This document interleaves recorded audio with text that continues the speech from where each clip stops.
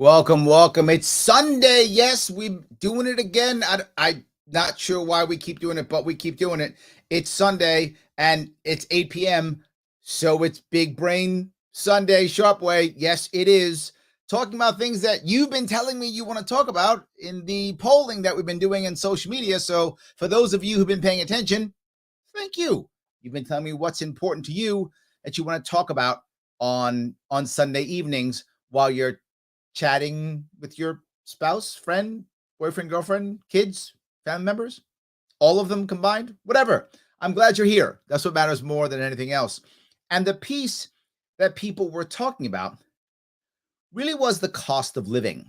That was a big deal. The prices of everything and how much every aspect of our living matters and how much has been going up, particularly, right? Particularly in New York, as we all know, that's where I'm running now, but across the country, it has been going across the country, absolutely. And it's a big deal, and I appreciate it. And if you're liking what I'm doing, if you're appreciating it, do me a favor, do that like, do that comment, do that share thing. It does matter. I'm streaming this over 8 different platforms. Get as much as I possibly can because you know how I get affected by the don't want to use the horrible S word, but I don't want to I get affected by those people who are in charge. So this does help tremendously as we begin to talk about things that matter to you. So reminds me of a story. I was talking to a friend of mine. He was a business coach, as I have been a business coach and trainer and teacher in the past also, obviously. We were chatting and we were talking about pricing, these types of things. And he said, Larry, people have to understand something. And I said, okay, what's that? He said, when you go to a doctor, right, you got to pay him a high price because of all the education he paid for. You got to help him pay for that education. And I said, that's not true. He said, yeah, why did doctors are so expensive, make so much money? I said, that's not the reason. Not because they have lots of people have lots of education they want to pay for. There's professors in colleges that you wouldn't pay anything for and have a whole lot more education. There's nothing to do with that. He's like, no, that's the reason. I said, no. The reason why people pay a lot of money for certain medical procedures is not because the doctor has lots of education. In fact, most people, when they get their doctor, have no idea what education the doctor actually has. They don't know. Most people don't go checking the backgrounds of their doctors. Some do, but the average person doesn't. They go, oh, that's a doctor that's on my plan. That's a doctor that my friend recommended to me, or that's a doctor closest to me, or that's a doctor I saw on TV, or reasons like that. They go, oh, I'm going to that doctor. They don't go, let me go check and see if, did she actually graduate from so-and-so? What did she study in those classes? You don't do that. You have no idea. I mean, maybe some of you libertarians, some of you might, but the vast majority of people don't do that. So why would you pay more for one doctor versus another? Perceived scarcity. Let me be very clear on this. The public doesn't care how much education you got. They don't care. Public doesn't care. Public cares about, is the thing that they want scarce, either perceived scarcity or real, right? Is that thing, for example, he was saying, well, Larry, so you tell me you're going to pay $4 to have some guy, pull your gallbladder out? I said, no. I mean, there are very few people who could do that safely and that we would trust to do the operate on you. So of course you're going to pay a lot of money for that. I said, but imagine if you had a problem with your gallbladder and you could take a pill now, take that pill and the pill will go into your body and disintegrate your gallbladder and you'd throw it up or something, whatever. That's a pill does that, right? If they had a pill that did that, which is now spend thousands of dollars for an operation. No. Why wouldn't you? Because the pill is not scarce. There's tons of them. And you just buy the pill for $4. So the outcome is the same. My gallbladder is gone. I'm safe. If I believe that there are very few people who can do that, well, then I'll pay more for it. If I don't believe that, then I won't. And scarcity, as I said, it's not just actual scarcity. It's perceived scarcity, meaning two parts of that. Do the people value the thing? The example I'll often give is, let's say you really like designer shirts. You like designer shirts. So you'll go into a store and see a shirt that usually costs $200 and it'll be on sale for like $50. And you'll be like, oh my God, $50? What a great deal. You will feel that deal is scarce. And you'll go, my God, that's a scarcity. I don't usually get that much of a discount on these cool designer shirts. You're happy to go buy it. But then the other person, he doesn't care about designer shirts. He just likes shirts. He sees the same shirt, 50 bucks, and goes, 50 bucks for a shirt? That's way too much. Shirts all over the place. I can get shirts way cheaper than that. They believe that that's not scarce. That deal is easy, simple to them. They can get it anywhere. They're not going to pay that price. Pricing of anything on this planet is affected by two separate things. They're related, but two separate things. One, scarcity, either perceived or real, doesn't matter, either one of them. And the second thing, which you knew I was going to bring up, is government interference. Yes, which government interference very often creates scarcity, either perceived or real, but not always. Sometimes government just goes, no, I'm going to set the price, or no, I'm going to tax this thing into oblivion, or no, I'm going to limit the quantities of this thing, or no, you can't do the thing unless you have a government license that costs tons of money, or I'm going to ban the thing and put it into a black market that makes it cost even more. That's why prices go up. Those two things, scarcity, perceived or real, government interference, either limits or barriers or banning or licensing, those things is what makes pricing more expensive. Another part of that, meaning what we're willing to pay, but another part of where that goes is the cost of the thing, right? Now, cost is what it costs to make, price is what you'll buy it at, right? If the cost goes too high, you can't make the price effective, nobody sells it, right? So it's got to be cost and then price, right? Two separate things. What's going to raise that cost? Well, another short story.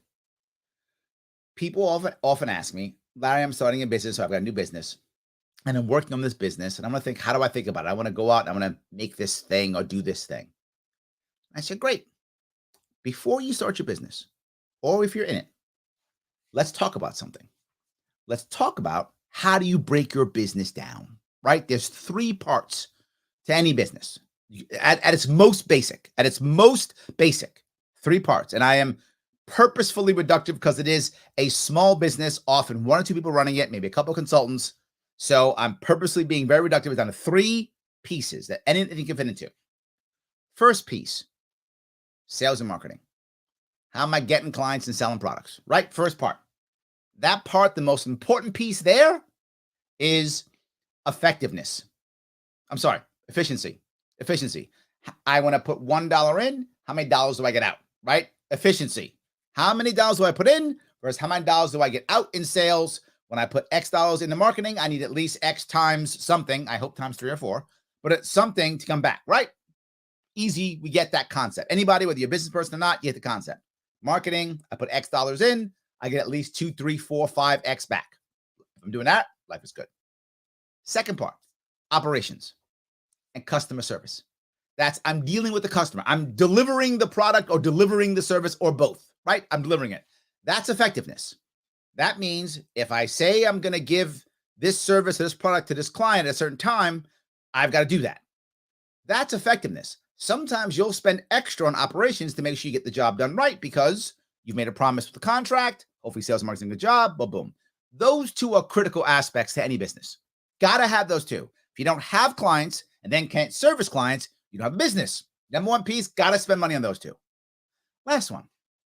Third piece, admin. The admin part of the business is the least valuable and the most critical in depending upon where you are. Least valuable, why? It's just the cost center. You don't get anything from it, right? If you're doing good sales and marketing, literally that's bringing the money in. If you're doing good operations and customer service, you're keeping clients, hopefully upselling them, and you're keeping your revenue going. Very valuable. What's admin doing? Weighing you down. Got to have it. If you don't have the admin, well, people don't get paid. The government doesn't get their taxes. Legal issues are taken care of. HR issues aren't taken care of. So you got to have it, but it doesn't produce anything for the business, right? So that's the hardest one. That's the one you want to cut to the best of your ability in any given business. And people try that. What's the government? It's just admin. There's no sales and marketing. So operations. It's just admin. Operations for the government's terrible. Nobody cares. Effectiveness? Nothing. It's about checking a box. Government admin is about checking a box. Government operations, checking a box. Government sales, irrelevant. They're a monopoly. They don't care. Marketing, whatever. Just don't sue them as much. And if you sue them, it doesn't matter. It's not your money anyways, taxpayer money. So the government doesn't function well in this regard at all. Here's the worst part. The more oversight you have, the more regulations you have, the more government is your partner. The more government's your partner, the more admin you have. The more admin you have, the less money you make. The less money you make, the higher your pricing must be. Period. It's how that works, right? Which is why you always see when you begin to deregulate in many areas. Again, I'm not against admin. As much as you can, cut it down. As much as you can. We saw it in New York State. You begin to pull back on regulations on wineries. What do you get? A whole bunch of wineries that are making money. A whole bunch of small businesses making money. You begin to deregulate on breweries. What do you get? A bunch of breweries making money. A bunch of small businesses making money. Yes. You pull back on licensing. What do you get? A bunch of entrepreneurs. You create Uber, a bunch of drivers, right? So as you pull back, you see operations and sales and marketing expanding once you cut back on admin. Government's admin. The more government we have, the more admin we add, the higher the cost of living, because the higher the products and services we purchase. So remember, scarcity, perceived or real, and government, because it has to, government interference, taxes, fines, fees, licensing, all those things. Adding on top of that, any business, now we have an admin issue. The more government, the more admin. So now things start going badly for business. And government says, oh my God, things are going badly. We better now have some regulations to help business out. By default, it doesn't work, because by default, you're adding admin. And I say, well, Larry, wait a minute. If it never works, then why do these big businesses want these regulations? Why do they not fight it? These powerful people, why don't they fight all these things? Well, they rarely do, here or there, but most of the time they don't. They usually just, they make sure they write the rules. Why? When you're a large organization, and the example I'm going to give you is franchises, because most people understand a franchise. I'll use like a McDonald's or Burger King or Wendy's, KFC franchise. For the sake of argument, we'll say it's a McDonald's franchise. If you own one McDonald's franchise, you've got one business, right? One store, and you've got admin for that store. That's expensive compared to that one store. So what do most people, when they new franchise, who's the most common person who buys a new franchise? Someone who already owns one. So now you have 2 McDonald's, same admin. 3 McDonald's, same admin. You've just spread the cost among 3 McDonald's. Well, now everything's cheaper. 4, 5, 6, maybe you got to add some more people to your admin. Maybe you have to add a couple more. But you're adding 1 or 2 people as you add 3 or 4 or 5 McDonald's. There are many people who own dozens of McDonald's, one set of admin. It's called TPA, third-party administrator. Not a bad idea. So the bigger the business, the less impact the admin has on the business. So the big business is like, yeah, I'll throw some admin on top of that. We're good. That'll crush my small competitors because they can't handle it. And then I'll be fine because I'm already paying. This is already part of my business model. It makes it a whole lot easier. I might go, Larry, wait a minute.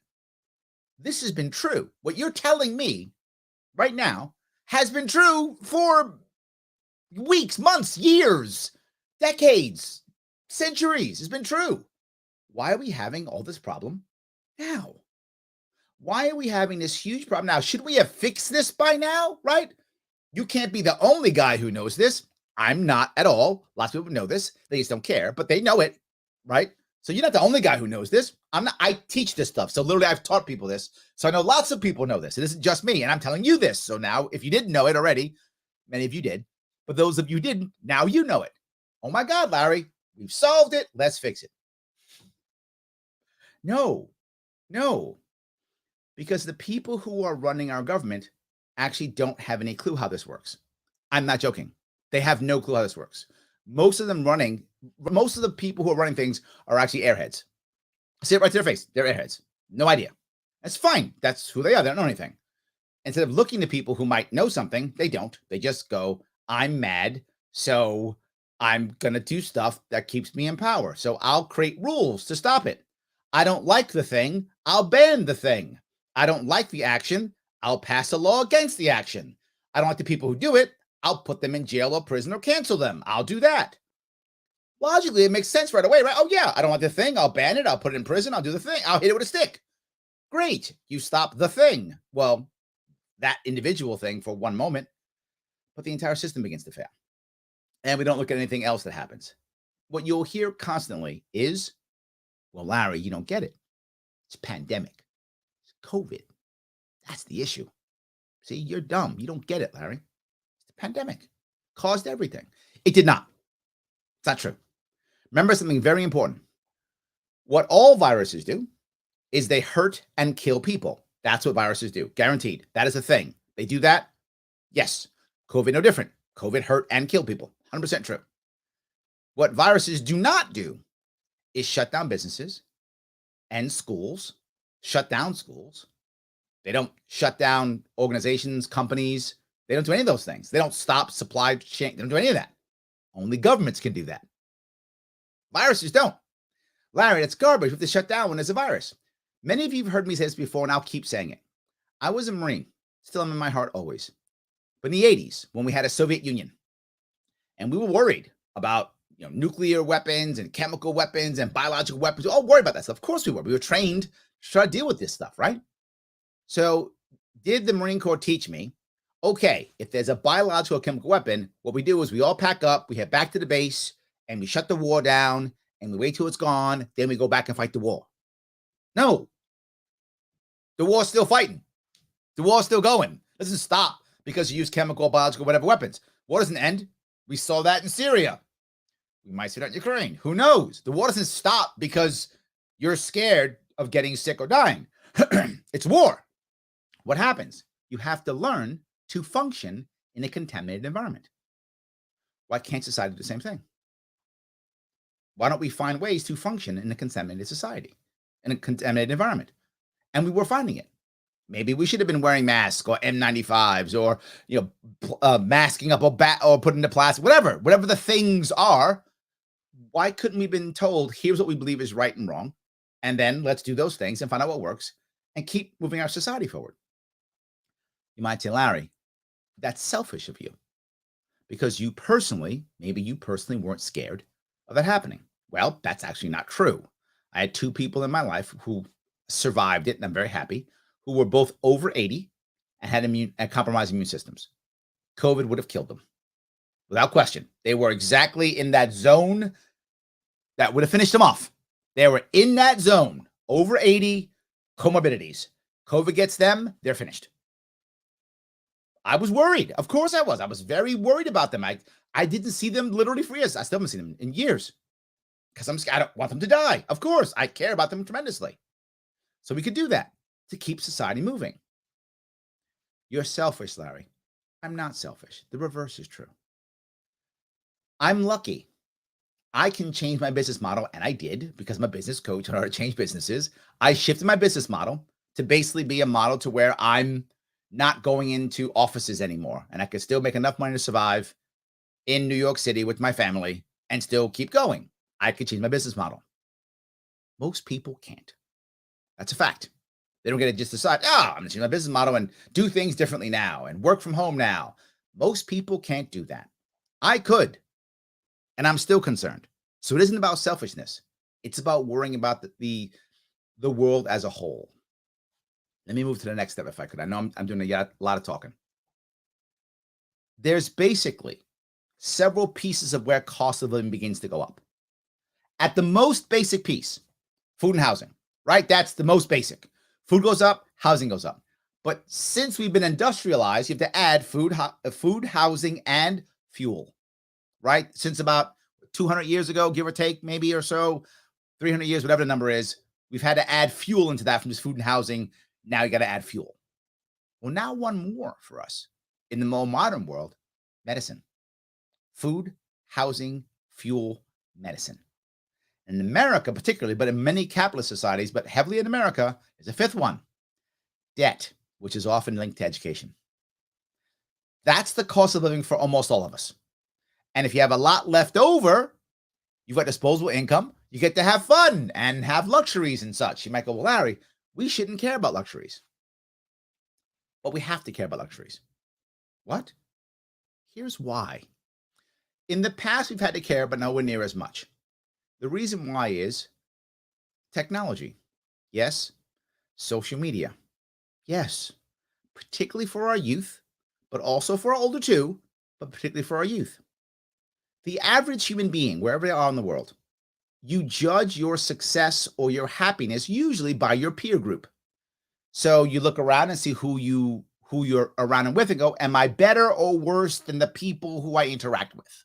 That's what most humans do. We look at who we're working around, go, okay, am I higher than most of them? In the middle? Am I lower than most of them? And if I feel like I'm lower than most of the people I'm in my social group, I tend to feel bad. I feel like I got to do better. These guys doing better. If I'm in the middle, I tend to be satisfied. If I'm higher, I tend to feel okay. That's a good general rule. Again, I know I'm being reductive. It's on purpose to have this conversation. So most people look at themselves that way. And as they change their peer group, they then change their outlook on whether they're doing well or not, right? If you get very wealthy, you begin to then change your peer group and think about, am I doing well? Maybe I'm not. These guys are doing even better. You begin to change, right?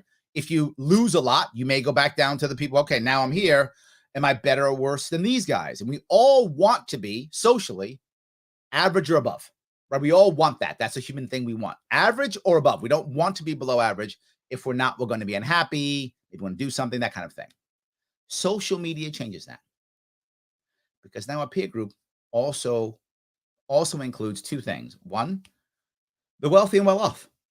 And two, the avatars of our friends and families who always look well-off even when they're not. And that's what we see now. So now if we're not having a decent amount of luxury or decent amount of disposable income, we start feeling worse about ourselves. You might go, Larry, why does that matter? Shouldn't we just pull ourselves up by our bootstraps? Well, that'd be nice. I like the idea of that. But the reality of it is what most of us will do is become depressed and we'll have mental health issues. Mental health is a huge issue we're having right now, particularly in men, but women too. But when this hits, it usually hits men worse. Now, there's been exception to the recent one. 2008-2009 crash, heavily men. It devastated men. But this one, the COVID-related ones, hit women worse. This one hit women worse. So still hits us, usually hits men worse. This time hit women worse. And the biggest issue for that is school kids had to stay home. School was completely disrupted. And still in America, whether you like this or not, I'm not trying to be mean, but saying this is what it is, women still are the vast majority in households who deal with the schooling of the children. Vast majority still. So it affected them even more.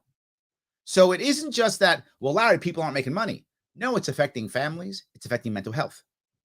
And then I say food, housing, fuel, medicine, debt. Food first.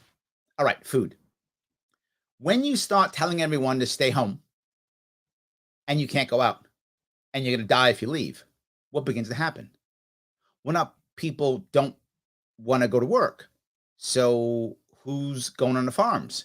Who's driving the trucks? Who's moving food from here to there? People aren't.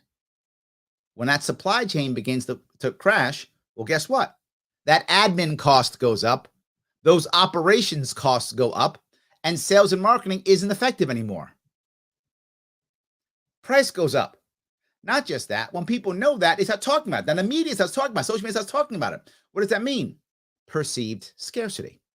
So people will tell you, Larry, the reason why the cost of living is so high is because these evil corporations are raising the prices. See, they know they're raising the prices.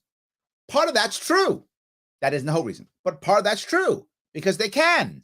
Because they see the media screaming about, oh, the supply chain crashed and now everything's expensive. So now if they raise their prices, we pay it because they think, oh, it's because I guess we have a war in Ukraine or COVID or something, right? That's the reason why. So they start believing that. And so now they can raise the prices. It's true. But is it only the company's fault? No, it isn't. And two reasons why. One, prior to this, the company's been losing money because all their admin costs were the same or higher. Their operations costs had to go up because they couldn't use the supply chain. And their marketing and sales didn't work because people weren't buying. You used to go to your local store and buy. You stopped. You started doing everything through Amazon and online. And Amazon was fine. Amazon already had a supply chain, already had everything going already. So they were set. The other guys weren't ready for it. So they took a bath, a huge bath. So why so many small guys went out of business. The bigger guys didn't. Why? They don't have the buffer for it. So they're trying to raise their prices now to make up for the debt they're in. And you might be mad at that. I get it. You got to pay a higher price. Yes, but it wasn't their fault. They didn't want to shut down their stores. They didn't want to tell the people not to come to work. They didn't want to shut the supply line down. The government did. They wouldn't have done it. They would have found a way to work because they need to, because they have to. And people did find ways to work. And how they found it was through the black market. Because when you have a choice of not eating or not having housing, you find ways to work. It's what you do. It, again, is human nature, which means you have a black market. You have a black market in lots of things, to include food, labor, all those things. So now all those prices go up. All those prices go up. You go, wait a minute, Larry. Why do things prices go up in the black market? Here's the reason why. How do you deal with contracts and legal issues and admin in the non-black, in the regular market? Well, you pay taxes in theory for that, right? That's why you have courts and cops and lawyers and those types of things, right? Taxation helps to pay for that stuff in theory. In practice, I don't know if it actually does. But anyway, it does in theory. So your price isn't any higher than it already is.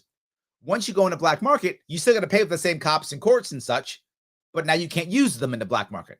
So you have to pay for your own security and contract enforcement agents. I'll use that politely. You have to pay for them yourselves, right? And then they want a lot of money because they're working in the black market. If they get caught doing their job, they go to jail. So everything is more expensive in the black market and expensive in general. Again. This, of course, goes because we limit things. Government says, no, you may not do it. You cannot do it. It's now scarce and perceived scarce by media and social media. Prices go up. Housing. Housing prices are going up too. Why? Well, first off, people are moving. Why are they moving? Because they can't function in the cities they used to live in. Why? Because the government shut them down. So people are packing up and leaving. Number one, they're moving. More people move. More people need houses. We weren't ready for this move. People can't build houses, new ones. Why? Well, because you can't get equipment and you can't get labor. So now you can't even build the house. There are now contracts now for builds going out and for repairs going out now that literally say, the price is X unless things change, and shut up and you'll take it. And people are like, okay, I'll do it. And then I know people who work in the black market and construction make tons of money because you're not supposed to be working, but they work anyway. So that they spend that extra and people pay for it. Why? Scarcity and perceived scarcity. So even housing is too expensive. You're not building anything. But I gotta go further. Now, when people are moving and leaving, you've also got about people trying to make money. Now, big permanent capital. These are large organizations that have lots of money, billions of dollars in hedge funds and such. They have to make money too, right? They want to make money, pay their guys their millions and billions of dollars. And they go, man, some of these businesses that we would have invested in can't anymore because they're not doing well anymore. What can we invest in? People are moving. We'll buy houses, and we'll buy lots of houses. They've been doing it for a while, but now even more. So now you have billions of dollars that would have been going to something else that's now going to go into housing. Well, literally, I'm a hedge fund with, I don't know, $15 billion in it. You want to sell your house $200,000? I can walk in today and write you a check for $210,000. Here's your check. Can I have your house? Look, I can write the check today. I have billions. Someone goes, well, I have a mortgage. I got to go check. Why worry about you checking your mortgage? Here's your money today. Well, I'll give you 220. I'll give you 250. Fine. Here's your money today. How can you compete? Permanent capital begins to take all the housing. Permanent capital also can buy several houses. So now you're a developer and you're selling off your lots. You're selling off your units. Well, I can try to get one unit off each, right? I can. Or I can have permanent capital come in and take all 50. Done and done. That's that admin cost going away. That's that sales and marketing cost going away. I got to close one deal to sell 50 units. I'll do that every day of the week if I can. Why would I want to go hustle and to sell 50 units when I can sell all 50 with one sale? Done deal. A family can't do that, but permanent capital can. Where did that permanent capital come from? It can't go other places. It finds places in the market to include housing, which is relatively cheap for them because they spend tons of money. I mean, they spend billions of dollars. So buying some $200,000 house is, I'll take 7, I'll take 9, I'll take 50. That's the kind of money they spend. They don't care. Doesn't matter. And they know it'll go up. And if the price doesn't go up right away, they're still renting. So they rent and they make money. Plus, that's now an asset for them. So if they have all these assets, for those of you who don't know this, they'll then take a loan against the assets. and get rent. So they get rent and take out a loan. So they buy 50 homes, take out a loan on 50 homes, get rent on 50 homes to service the debt. I know. This happens all the time. How can an individual family compete? Of course you can't compete. So as they suck up everything that's being rented, and you don't want to rent, you want to buy. Well, what's there left to buy? Not much. Scarcity. There's not much left, is there? Scarcity. And then all the pricing goes up. Is the house any better? No. Is the house any bigger? No. There's less of it. There's scarcity. That's what's happening in housing right now. Absolutely. Fuel. Oh my God. Fuel. Fuel is heavily the government. I mean, that one's so much government, I don't even know what to do with myself. It is so much government. Fuel is so much government. Taxation on fuel, limitations on fuel, banning of fuel, banning of fracking, banning of nuclear energy, ban. Don't buy Russian oil. Oh my God. Those gas prices, heavily because of government. There is somewhat supply chain too. There are supply chain issues also true. But fuel is so lucrative that you could easily make up. You could easily make up in volume. We love energy. So we would suck it all up. We'd be having blockchain parties like there's no tomorrow. If we could. Fuel's expensive. This is almost 100% because of government. As you know, most of this is because of government, as I keep saying. But then government wants to fix it. So we screwed up, so now we'll fix it. Well, once government gets in, what happens? More admin, which means more cost. That's why prices never go down. Even though government's supposed to be fixing things for the past 100 years, prices never go down because as government steps in, admin costs go up. When costs go up, prices go up again and again and again. Absolutely. So that's fuel. Next piece, medicine. Same thing. As you keep hearing people say, this is what you'll hear. It's these evil medical companies that just want to make money. They do want to make money. That's true. They do, no doubt. But remember that guy? Oh, now I've forgotten his name. The guy who wanted to raise the Pfizer pill, not Pfizer. What's the name of the pill? Was it AIDS medication? I've forgotten the guy. Sorelli? You know who I'm talking about. When that guy wanted to raise the price of his pill like 700 times, he got hammered. People hated him. They got mad. Of course, because he was doing it for nothing. Are pharma companies doing it for nothing? No, they're doing it because of all the things they have to pay for here in America. They don't have to pay for this anyplace else. And of course, government gets involved, makes things worse, adds to admin costs, and makes it where it's almost impossible for you to actually have a drug come out on time. So they come out someplace else. Or they have to worry about IP. Nothing but problems. And here's the worst part.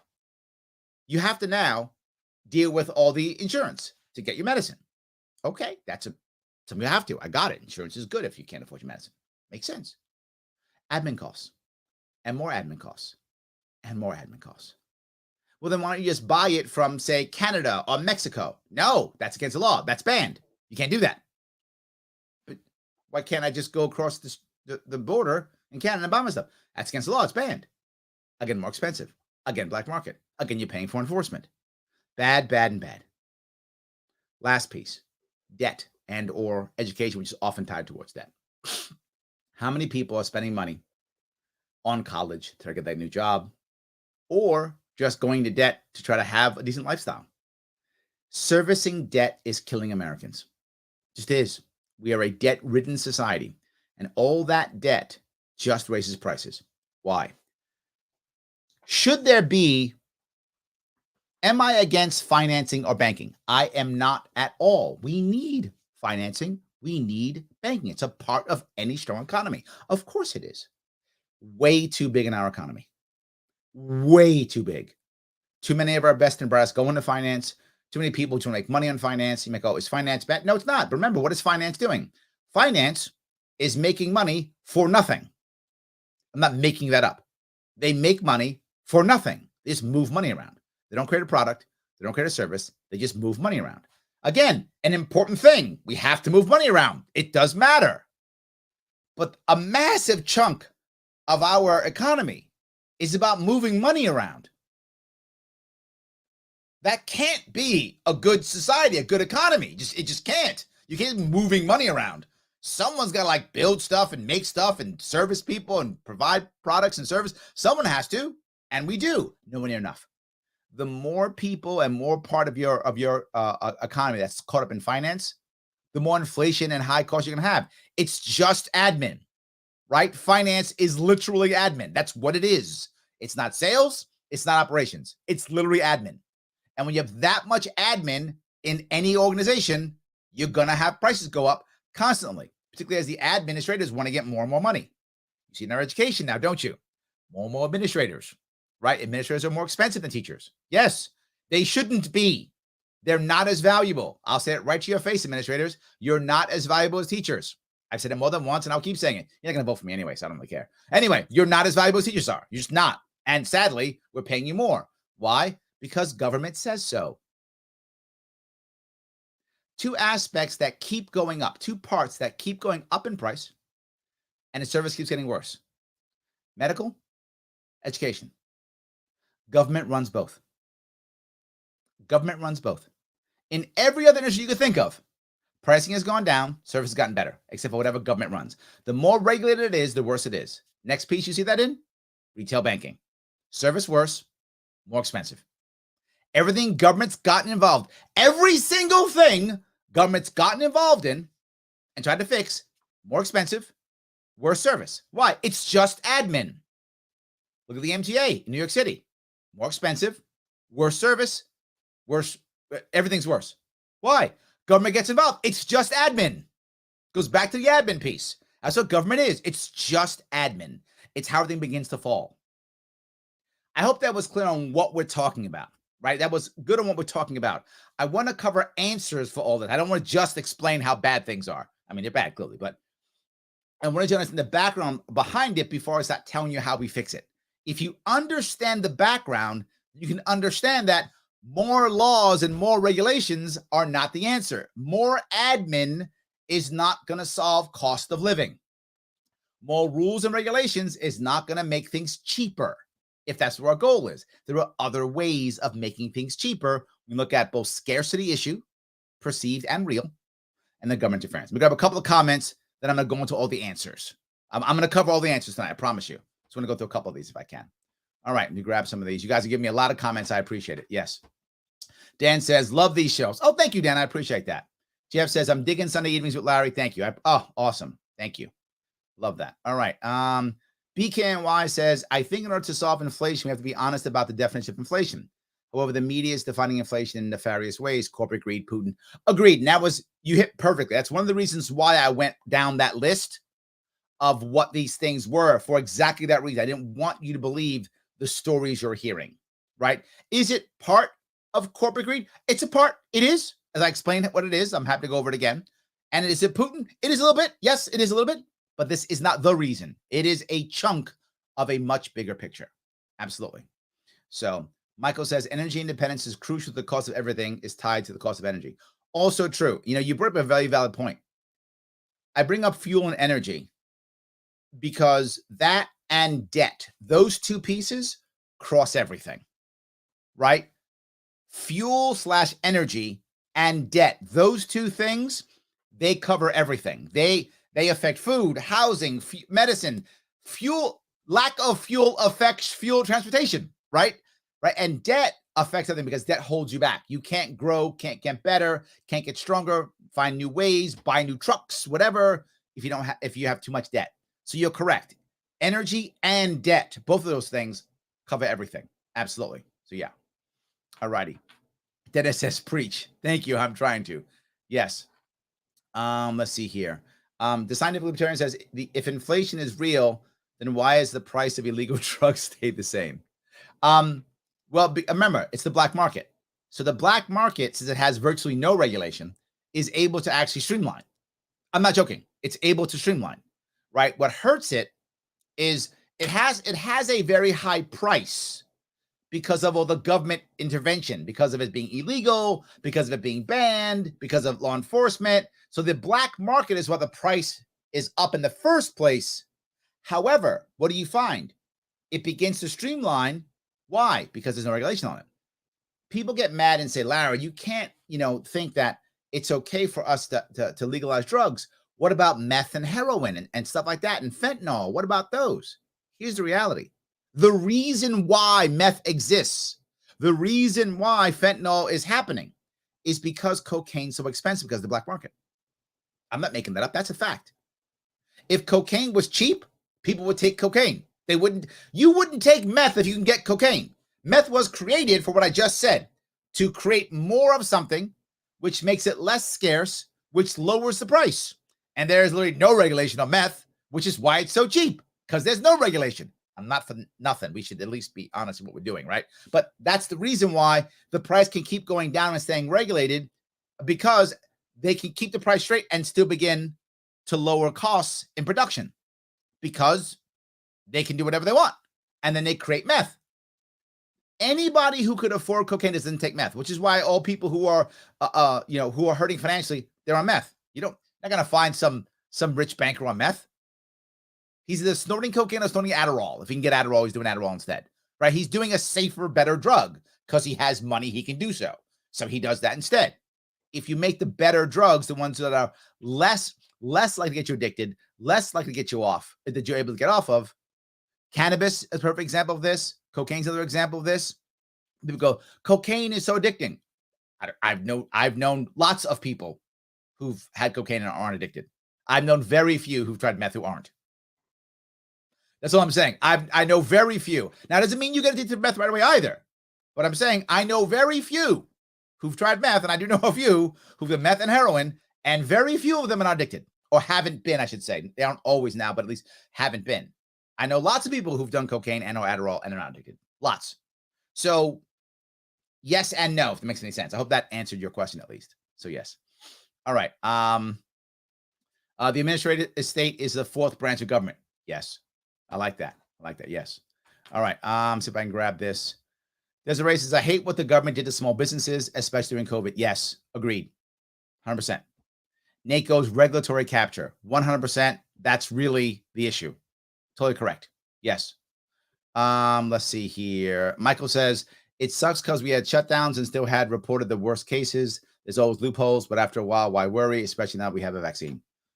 Yeah, good point. Richard says, I moved out of New York last week to Southwest Ohio. So happy I did it. Cost of housing is much lower here. New York has to stop spending so much dollars and focus. I think he ended there. Sorry.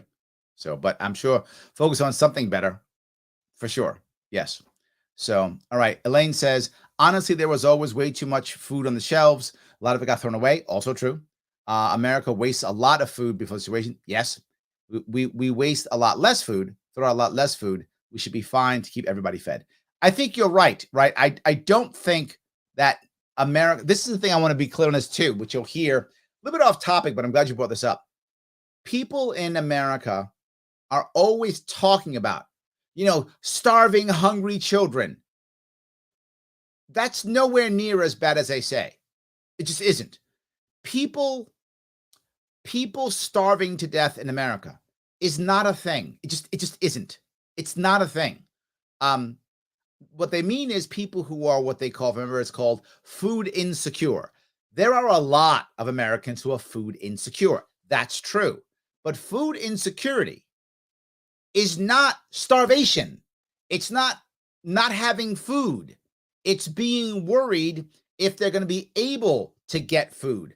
And there are a lot of Americans who are worried about that and they're unsure. That's true and a problem. And we should care about that. And be clear, I'm not pushing that aside as not an important thing. We should be worried about that. That is a problem. And we should be talking about that 100%. All I'm saying is it's not, people aren't going to bed hungry and starving. That's not a real thing.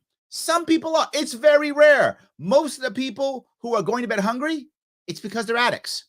I'm not being mad at them. You know my background. You know I'm not dissing addicts. I'm being clear on this. Addicts are making choices. Drug or food, they're choosing drug. Because if you're an addict, that's what you do. Anyone who either has been an addict or knows an addict knows that's true. Food or drug, you pick drug. That's how it works. So most of the people who are having food real problems in this country are addicts who are choosing drugs over food. That's the reality of life. So we should worry about food. We should, but it's nowhere near as bad as people are trying to be like, oh my God, we've got 1 million starving kids. That's not a thing. It's not a thing. In reality, we have people who are food insecure. That's true. If I remember my stats, I'm sure someone will correct me. The number of people who die of starvation in America, it's like less than 100 every year. I think probably less than 10. I mean, very few people die of starvation in America. And this includes all the addicts who are literally taking drugs instead of eating. Even they don't starve to death because they're able to get help just to have food in their stomachs. So it's very rare for people to be starving in New York State, in the country, in America. It's grossly rare. So anyway, yes. Karen says, I'm in the market for a house and it's literally a nightmare. Yes. Not to mention my adult children cannot afford to move out, even with good paying full-time jobs. And I hope I've explained why, Karen. That's the reason why. That's the issue. Permanent capital has come in addition to us shutting everything down. Add permanent capital and shutdowns, it's impossible. Yes, that's the reason why. Robert says the struggle to make money is real. Yes, it is. Absolutely. Alex says American dreams going by the wayside. Yes, and I don't want that to be so. It bothers me tremendously that is true. I wish you were wrong. Vox Dark says, Martin Shkreli, thank you. That was the guy I was thinking of. Thank you. He was hot garbage. 100%. Yes, thank you. That's the guy. Thank you. I knew one of you would figure this out. Yes, absolutely. So Karen says, prednisone is over the counter in Mexico, and a 60-day supply is $75. Wow. Yeah, and that's against the law. You can't do that. You can't do that. It's against the law. Government intervention. Torrance says, I'm privileged in a world of opportunity. Keep up the fight for freedom and happiness. Larry, very inspiring. Thank you. Yes. Henry says, no wonder MBA means Masters in Business Administration. Yes. Absolutely. 100%. Yes. All right. Brandon says, watching this at Tim Hortons. Oh, nice. Canadian Dunkin' Donuts using their free internet. I love that. Awesome. Yes. Ryan says, as a truck driver at a West New York grocery chain, the staffing shortage is because companies are making money hand over fist and working the people who are there to the ground with no incentive to stay. I see it in the drivers and the warehouse, work them to their leave. Yes, I think it's another issue. You're right. To be clear, when you have businesses are going to try to make money, that's what they do. I get it. I'm not mad at them for it. I'm not mad at them for it. That's what they have to do. When this goes to my earlier point, Ryan, when everyone's talking about, see, it is a shortage, see, it's this, it's that, you're giving the business an excuse to create perceived scarcity and then raise the prices and get their profits back from what they lost. A lot of businesses did lose money, lots of money in the last couple of years. Many of them are in much more debt than they've had in the past. They don't feel comfortable in the debt. They got to pull it out somewhere. Who are they going to punish? Whoever they can, to include truck drivers. And that's a horrible thing. But let's be honest about it, right? It's not just mean grocery stores. It's a system that allows this to happen. Look, I was a trucker, for those who don't know. My mom and I and my stepdad, we started a trucking company years ago. And we were owner operators. That was not an easy business to run, right? And for those of you who own operators, you know what I'm talking about. All the maintenance is yours. Every time that truck is on the road and there's nothing in that truck, you are losing money. You're burning fuel for nothing. You need to make sure that every time you're on that road, going any place, there's something in the back of that truck going someplace and you're getting some cash for it. And you know who has to figure that out? You do. That is not an easy job. It's a very hard job. It's a pain. And it's a pain. Don't get me wrong. There is something that's cool and romantic about it. There is. And there are parts of it. There's parts of that job and that business that I still miss, right? There's parts of it that I did. There was something romantic about always having a mission on the road, meeting people. There was something good about it. And it wasn't easy at all. So there was good, but there was also a lot of bad to it also. That job, you gotta be the right person, Ryan, to get that job and to keep that job. Because there's good stuff to it and there's tough stuff to it. It's both. So I totally get it. So they can do whatever they can. Truckers have to step up and get together. And sadly, often they don't. Or worse, you'll find government not even care about them. And in fact, go out of the way to punish them. This is what hurt us. We were small business owners and we got hammered by the government more than anything else. Our biggest issues were issues from the government. You owe this, you owe that, you owe this. And for those who don't know, they will assume you're guilty. If you are a small business owner, you'll get this. They send you a note. New York State does this all the time. They send a note to you saying, you owe X dollars because of this fine, this fee, this insurance, this, whatever, you owe this. And you'll be like, how do I owe this? I haven't heard of this thing. And if you just call them and go, what's going on? How do I owe this? I'm not making this up. They will do things like say you're an individual owner and they'll say you owe workers' comp. In New York State, you don't. If you're an individual owner, you don't have to have workers' comp. If you're the only owner and you don't have to. It's not required. But they'll say that because you start a business, they'll say you now owe. You'll get a note that will say you owe. And if you just call them up, they will not inform you that you don't owe. They will try to negotiate how much you have to pay. Dead serious. So you don't owe them. They'll try to negotiate how much you have to pay. Now, if you happen to have a good accountant, you give this to your accountant will call them up and go, shut up, stop, this is against the law, stop. And they'll walk away because the accountant knows better and will stop them. But what if you're not savvy enough? What if you're a new business owner? What if you didn't realize this? What if you can't afford an accountant anymore? What if your accountant is like, your cousin who's just kind of good with numbers, but he's not really an accountant? He doesn't know any better.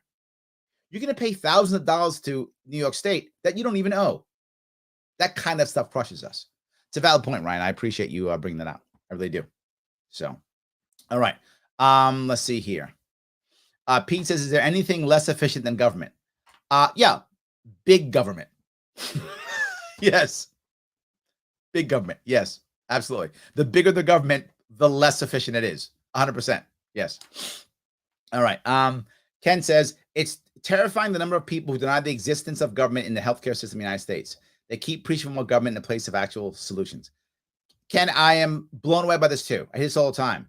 It's these horrible, the medical industry is trying to make, these hospitals trying to make money. These hospitals are run by the state. The state runs the government runs the medical system in New York State, and it's a disaster, and the government runs it. But here's something people don't realize. Right next to the hospital systems and the essential medical services is another medical environment right next to it, another medical market. It's the non-essential. It's the LASIK eye surgery, cosmetic dentistry, body enhancements. It's that industry right next to it. And next to that industry, again, doctors who require the same amount of insurance, same amount of education. You can go under, chance of death, chance of injury, major surgeries, all the same issues. Same issues. One's essential, one's not essential. In the non-essential, where the government's not controlling everything, prices have gone down in everything. Service has gone up in everything. Accessibility has gone up in everything. Both medical, side by side, requirements are the same when it comes to the individual doctors and healthcare providers. Risks are the same for your life and limb. Yet all of a sudden, one that's not run by government, prices have gone down, accessibility has gone up, service has gotten better everywhere. Weird how that's happened. So you take all that government control off and allow just basic regulations to keep people safe. That's all. Keep those basic regulations, keep people safe. And all of a sudden, everything changes. Yet what do we ask for? We want now more government. Insane. But yes, you're absolutely correct. Chip says, thank you, Larry, for all you do for We the People. I appreciate that. Thank you. Yes. Dave says, I miss trucking sometimes. I agree with you, right? There is something that's kind of cool about it. There is. Absolutely. Yes. Yes. 100%. So, and then Dave continues, government regulations are very heavy on trucking. Absolutely. Yes. Absolutely. 100%. So let me go down, if I could, and give some answers. I talked about the reasons, and that's nice. I wanted you to understand that. Let me move on to some of the answers for that. Scarcity, perceived scarcity, government interference, and fines. So let me start first with food. When you look at food, the number one thing you want to start doing when it comes to making food cheaper, either scarcity, government intervention. Stop hammering the people who deliver food so much. Number one, just stop hammering them so much. Let the truck drivers move the food around. Number one. Two, if at the end of any given night or any given day, whatever the case may be, allow restaurants to give the food away. I'm not joking. For those of you who know this, in most cities, you can't. It's against the law to give the food away because it's expired. So you have to throw it out.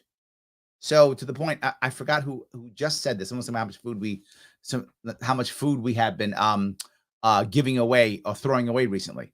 She's right. We throw away tons and tons of food. And if you look at that and see if I can find out who was that, who mentioned that. I'm sorry, you just did, and I've forgotten which of you who met. Was that Alice? Was that you, Alice, who said that? I think it was Alice, right? I think it was. I think it was. I think it was Alice who said that. I've forgotten. But if it was, you can tell me who it was. Who's talking about all the food we waste? We have to throw it out. So now people who are food insecure, I'm not making this up, have to go into dumpsters. It's called dumpster diving. They have to go into dumpsters to get the food out. Why? Government intervention. They used to just put the food out literally at the end of the night. If they had food left, they would have tables at either in the front or the back of the restaurant and say, here's the food that we're going to throw out. If you're food insecure, come take the food, eat it, take the food. That was a thing. No more. Cops came by. Nope. Got to throw it all out. Why? Because it might be tainted. It might be bad. Yes, it might be, but they're going to take it out of the garbage instead. So now what you literally did, what government literally did, was it took away the dignity of the average New Yorker, the average human being. Would you, as a rather human being, would you rather come by a table and take some food for your family and go home and eat it, or rather jump into a garbage can, a big dumpster, and pull it all out? Some people who are that hungry will go do it. But look what you've just done to yourself in front of others. Just get the food away. Get the food away, right? Let people do that. But I'm not done. If you're a local farmer, and there are many local farmers, lots of people want to grow their own food. It's a common thing. People like it. Lots of local farmers. They enjoy it. It's their lifestyle. They enjoy it. Great. Make them immune from federal regulatory bodies. Federal regulatory bodies go right back to what the other gentleman said, regulatory capture, what Nate said. Of course, because they're big business and they like it. What does that mean? That means the big business creates so many barriers to entry, so many barriers to everything that no little guy could possibly afford it. So you have to use the big guys. You have to. Well, almost all of that's federal. Make that state. If you're going to sell within your state, why should you be under federal guidelines? Because New York State says so. When they say, just stop and go, no, you're not under federal guidelines. Why? Because you're not crossing a state line. So the federal government has no authority over you. Have a nice day. Grow your food. Sell your food. If there is more food, there is less scarcity and the price will go down. It is literally that simple. If there is more food being given out to people from restaurants and stores and bakeries and such, there's more food on the market, which brings the price down. If there's less admin on local farmers, it means their costs come down, which means the price comes down. If there's more farmers growing food and selling food, then there's more food in the market and the price comes down. This is not magic. It's not, we need more regular, we got to order farmers. Wow, that is stupid. The second you start ordering farmers and making this happen and putting in rules, you just add admin, which means you add price, which means you make more scarcity, which means it goes up again. The opposite is true. So I went through that whole thing. Housing. Housing is a huge, that was food. Sorry, housing. Housing is a big issue also, of course. So in this case, some of you will be unhappy with what I'm going to tell you about housing, because I do believe government has to get involved here. Why? Because government has made the problems in the first place. So sometimes government has to act to fix its own problems. The reason why permanent capital is so big and so strong is because of what government did in the first place. The reason why permanent capital can do so much is heavily because of the Fed. The Fed makes it that way. So the Fed gives massive advantages. So government steps in to make permanent capital so powerful. So now government must step in to give the people a chance. What does that mean? That means government has to say that if you're buying or selling your house, whatever the case may be, you have to realize that average everyday people have value and should have a chance at buying that house. They should have a chance. A family should have a chance at buying a house, right? That should be a thing. That's part of our American dream. Lots of people want to buy a house. Some people don't. Look, if you don't want to buy a house, you prefer renting, you don't want to have the experience and the responsibility, no worries. There's plenty of places that can rent. Rent where you want to rent, buy when you want to buy. Really, that's I'm not a guy who goes, everybody should own a house. You should own what you want to own when you want to own it. That's what I'm saying. But my problem is what the person said earlier. You can't. It's virtually impossible because you can't compete against permanent capital. You have to, in some way, shape, or form, either incentivize the individuals, right? Incentivize the people who are purchasing it, right? To give to individuals versus banks or something else. How about this idea? You incentivize that if someone purchases multiple homes or houses or units, whatever the case may be, if they're able and decide to do rent to own in those properties, they do rent to own in those properties, then they don't have to worry about any capital gains tax when they sell. Think about that. So now I'm some big company, I'm some permanent capital place, and I walk in and I go, I'm going to go ahead and I'm going to buy up these 100 units. Well, I'm going to buy these 100 units. No family's getting any of them because I can buy them all one shot cash. You can't come close, you get nothing, right? But if I do rent to own on, say, at least half of them, maybe 75%, whatever, at least maybe 75%. I do rent to own for at least half of them. And now the person who's renting, the family's renting with the rent to own group, that group, they immediately, as they begin to pay rent, they immediately gain some ownership. They gain some ownership immediately. Within month 2, they start gaining some ownership. If they ever sell that thing from under them, they get a cut. You get the check. You got ownership in it. You're getting a cut. You're getting a percentage of that because you're getting ownership right away. So if they do sell it out from underneath you, at least you get a nice check. You're getting something, right? So you can make your next step, move on, whatever the case may be. But if you go rent to own at one point, you own it. It's now yours. But now when you sell it or when they sell it, no capital gains tax. If I'm buying 100 units and that amount doubles in 5 or 10 years, that I usually would just sell it out anyway, great, I can sell it out. And not just that, right of first refusal goes to every renter. Meaning that when I sell the properties, I have to give the renters the first chance at buying it if they want to buy it. As long as they, can afford to purchase it, they get the first shot at it.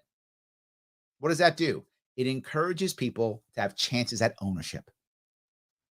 I'm not adding any extra tax. I'm not punishing people. That is a government step in. Yes, it is. And some of you libertarians might be mad that I step in. But I step in because the government has made it so this is so powerful. The government has to make changes and shift it to give the families a chance at this. Imagine if you do that instead. Change everything. You're selling, right of first refusal for those who are renting right now. And if you have a certain percentage, say 50% or more, that are going to be rent to own, no capital gains tax. Not a bad deal. If you're dropping billions of dollars on property, that capital gains tax is going to be a big deal. You're happy to take that bit to get the stuff off. You'll change your business model a little bit, right? If you change your business model a little bit, you'll see that, you know what, maybe I might not want to do so much investing in as permanent capital in real estate, but I'll still do some. I won't borrow as much. It'll shift the market a bit to make it fairer towards the individual family. So I think you can fix that piece. It's the second piece we do with housing. And there's another piece. As you see, we're trying to purchase new housing. Allow for smaller houses. Allow for smaller apartments. They do it in many countries. It's very safe. Japan's full with them. Allow for smaller pieces of ownership. Why? You want people in ownership mindset. You want people to be able to just feel like they own something so they can move up. You want to have starter homes, right? You want a thing. Right now, starter homes are your parents' basement. I mean, that shouldn't be a starter home. A starter home should be an actual home. So why can't we make smaller ones, smaller owned apartments, smaller places where we start ownership? We can change that. It can work. And again, more housing on the market for sales, more housing for renting. All of a sudden, price goes down, right? That's the piece. All right. Fuel, energy, fuel. The concept, the idea that people who care about the environment, and there are many who do, and they've been so negative on nuclear power, I'm blown away by how terrible that is. Nuclear power is the short-term answer without question. It may be a long-term answer, I don't know, but it's for sure a short-term answer. But Larry, nuclear power, look at what happened at Chernobyl. Yeah, if you look at that 1940s technology, yeah, whatever, whenever it was built, 50s, 60s, whatever, not 1940s clearly. So maybe 1950s, 60s, that technology, yes, that's not today. There's Gen 4 nuclear power plants that literally use nuclear waste as energy. I'm not making that up. That's a fact. They take nuclear waste. That's the energy. And we have tons and tons of nuclear waste sitting in, I always forget, it's either Tennessee or Kentucky. I think it's Tennessee. Sitting in Tennessee right now. Ship it up. Use it. Start knocking it out. You do that, you can take your time with wind or solar or whatever. Take your time. Don't rush it. Making, you know, people, how many people are unhappy about wind and solar in their areas? Oh my God, complaints all the time. Use nuclear energy and take your time with wind and solar until it works. Use nuclear energy, and then we have to worry about fracking if we don't want to. Right? We don't have to. Nuclear energy is the perfect answer. We don't have to worry about this stuff. In New York State, we put 3 nuclear power plants in the North Country. We don't have to buy energy anymore. New York State buys energy. Jesus Christ, how stupid are we? We buy energy from like Canada and Pennsylvania. How dumb is that? I wonder why the price is so high. Because we're buying it. We should be making it right here. We have the space, we have the time, the talent. The talent's here for that. We don't do it. Our talent goes someplace else, and we're losing them. We could do that, 100%. Now, imagine if you had 3 nuclear power plants in New York State. You could easily set up all those electric car charging stations left and right. Do it all day long. The government wouldn't do it. We have a private company take care of it. They would do it, right? When it's happening, they'll have to bring coal to us. Then we'll need to ship gas to us. I mean, some gas will come out, obviously. But once you start putting electric power stations, people would voluntarily get electric cars because it'll be dirt cheap to fill your car up with electric energy. So of course you would do it. I don't have to force the state to do it and say no more like stupid California did. I could just make it easy for people to do it, and people would go, this makes sense. I'll do it. I'll go get an electric car because it's convenient and it's cheap. They'll do it if I just create an environment doing their own. And some people don't want electric cars. They want to keep gas cars. Great. There'll still be gasoline and gas cars because you want to have it. Good on you. Here's what I'm sure of. If you make the electric car easy and cheap, lots of people will choose it. Some people want a gas guzzler. I'm not going to stop them. But no matter what, it's going to be better, isn't it? If you don't want cars, clogging up the air, you'll have a whole lot less of them if you make it easy for people to have electric cars. People will choose it. How do I know that? It already happens. When you give people something easy and cheap, many people take it. They just do. It's human nature yet again. So we have to work on that piece also. Not only that, obviously. If you want to frack, you should be able to frack if you want to. And here's the logic on this one and the reason why it matters. You have to make sure 2 things are true. The people who want to frack, anyone around them and their property has to say yes. Now, in New York State, there's about 15, I think my number's right. I think 15 different counties who have areas that can be fracked. Most of the counties have already voted no, they don't want it, which is fine. If your local county doesn't want it, they don't want it. If you don't like that, then you go to your county and you change their mind. But most counties in New York State aren't going to frack, even if you make it legal, because they don't want it, which is fine. Again, you don't have to frack. There's no rule. There should be no rule to frack, but the state government should not be banning it at all. This should be a local answer for local people, everyone affected. That's piece 1. Number 2, you've got to have full insurance that will pay for everything. Any error, any mistake, any problem in this village, the insurance must pay for everything. The EPA cannot be the answer. You can't go Superfund, because Superfund and EPA does not work. It screws over New Yorkers constantly. You must agree to having insurance that will cover for everything. If you don't have that, you may not frack. Number 2, whatever you're going to put in the ground, you must be 100% transparent with whatever you put in the ground. Many of you know this, but when the fracking companies are doing this, they didn't tell people what was going in the ground. And they said, well, it's intellectual property, so we can't tell you what's going in. I don't accept that. If you're putting stuff into the ground of New York State, you will tell everybody exactly what you're putting into the ground. If you don't want to do that, you can't frack. You can keep your IP. I don't mind. You don't want to tell people, don't tell people. You're not coming to New York State, though. But if you're prepared to tell everybody, here's exactly what I'm putting in the ground, and I have insurance to cover everything past the EPA and that scam known as the Superfund, past that, and the local people say yes, why would the state government step in their way? Makes no sense. Do what you feel is appropriate. Some people are making it happen. Some people aren't. I'm okay with that. It's not my world to stop that. So you can do that piece also. You start working on this, oh my God. Next piece. The reason why some of our fuel is expensive is taxes on our fuels. New York State raises about $500 million every year on gas tax. Give or take. There's a lot of taxes all around. It's about that. We could easily do that, raise that money easily. I mean, like in 6 months. by leasing out naming rights to infrastructure, right? It's talked about all the time. Not the Mario Cuomo Bridge, but the Pepsi Bridge or the 3M Bridge, or the Kellogg's Bridge, the tunnel system, that's that, whatever. We have problems with our maintenance on our roads. Let Amazon, Google, whoever build a electric car road next to it.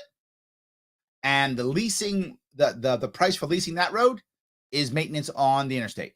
So the interstate's a road, and then it's a Google road. The Google road is probably going to be used for like Google cars going back and forth and dropping off stuff in, in their warehouses and such. And maybe they'll charge you if you want to go on their road, or just go on the regular road, which is free. Tolls go away. We raise the $500,000 that we're already raising to fix the roads, and we can immediately end the gas tax and lose nothing. This can be done. That's how you can fix the fuel issue. So there were food, housing, and fuel, right? Yes. The next one, medicine. Big deal medicine, obviously, also, right? Number one thing you want to worry about with medicine is, of course, cannabis. I say it all the time.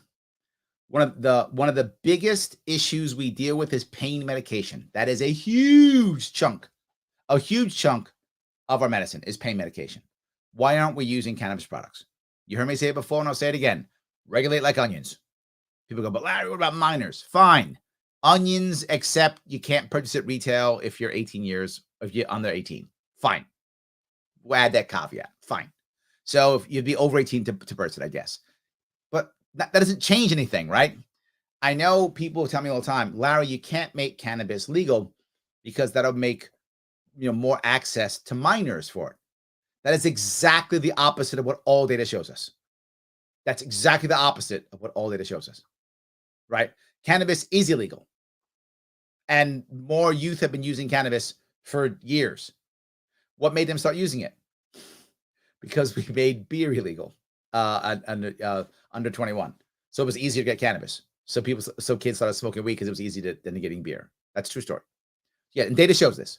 So you're not going to always make kids not use it because you ban it. Kids still drink beer. Kids do drugs. Kids do meth. You're not going to stop it because you ban it, right? We've been outlawing this stuff for years. We've been outlawing. It's been against the law to smoke cigarettes under 21, under 18 for forever. And yet most people start smoking at 14, 15. So it doesn't work. But if it makes you happy, you feel good, we'll do 18 or older. You can't buy weed. Fine. They're going to buy anyway, but fine. Whatever. You can't buy it. So we'll do that. But let people have cannabis products, whether it's gummies or brownies, joints, whatever's your thing. Bong, I don't care. Whatever's your thing. Give people the option of growing their medicine in their backyard. Give them the option of doing that. Let your dealer, you like your dealer, keep your dealer. Let your dealer just go out and get a license for a business and just run their business like they always have. Just now they can call cops in case someone steals their weed. They don't have to get a gun or a bat. They can use cops in courts, making everything cheaper, safer, happier. No need for what we have in New York State, which is the Office of Cannabis Management, which is a joke that we even have one.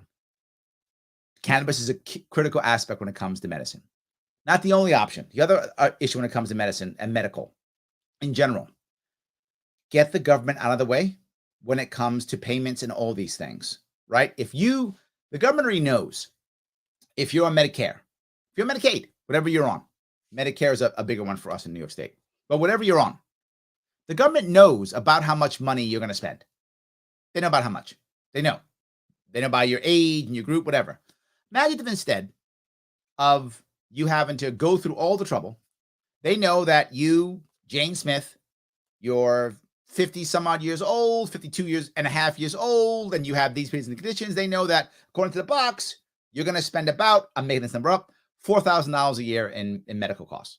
Great. We're going to give you literally a debit card that you can use for medical. Go where you want to go. What? Yeah. Go where you want to go. Imagine if you had that. Say you're on some form of Medicare or Medicaid right now, and you didn't have to go to just the Medicare, Medicaid doctors. You go to any doctor you want. Doesn't matter. You got a little card. You swipe it. As long as it's considered medical, right? The people would have to register, right, with the state saying, hey, I'm a medical facility. I'm registered. When my code goes by, pay me the money, right? Done. What would happen? Well, you can now go to any doctor you want. Why does that matter? Because right now, I can see it in New York City, and it's going across the entire state. We're having a two-tiered system when it comes to medical care. Those who can afford to pay and those who can't. Those who can, they go to doctors who don't take insurance anymore. Don't take insurance. And the best top tier insurance companies that are backed by large organizations where you have your Cadillac plans, they'll reimburse. So it doesn't matter if they take insurance. You give them some of you who haven't had this kind of plan don't know this, but if you have the tip top plans, they'll reimburse. So literally you go to some doctor who doesn't take insurance, the doctor gives you an official receipt, you give the receipt to your insurance company, and they'll reimburse you a portion. That's the Cadillac plans the heavy hitters have, right? Because they're not going to a Medicaid, Medicare doctor. They're heavy hitters. They make millions of dollars a year. They're going to go to the best doctors they can possibly go. Those doctors don't take insurance. Why would they? Wealthy people go there. But imagine if you can go there. Imagine if you can walk to a place and swipe your credit card or your debit card and go to a good doctor. You probably would. You probably would. Now, all of a sudden, doctors start saying, so wait a minute. So I can get government money without having the government admin? Yeah, if you want to. Yeah. Man, I want that market. You do. Lower your prices.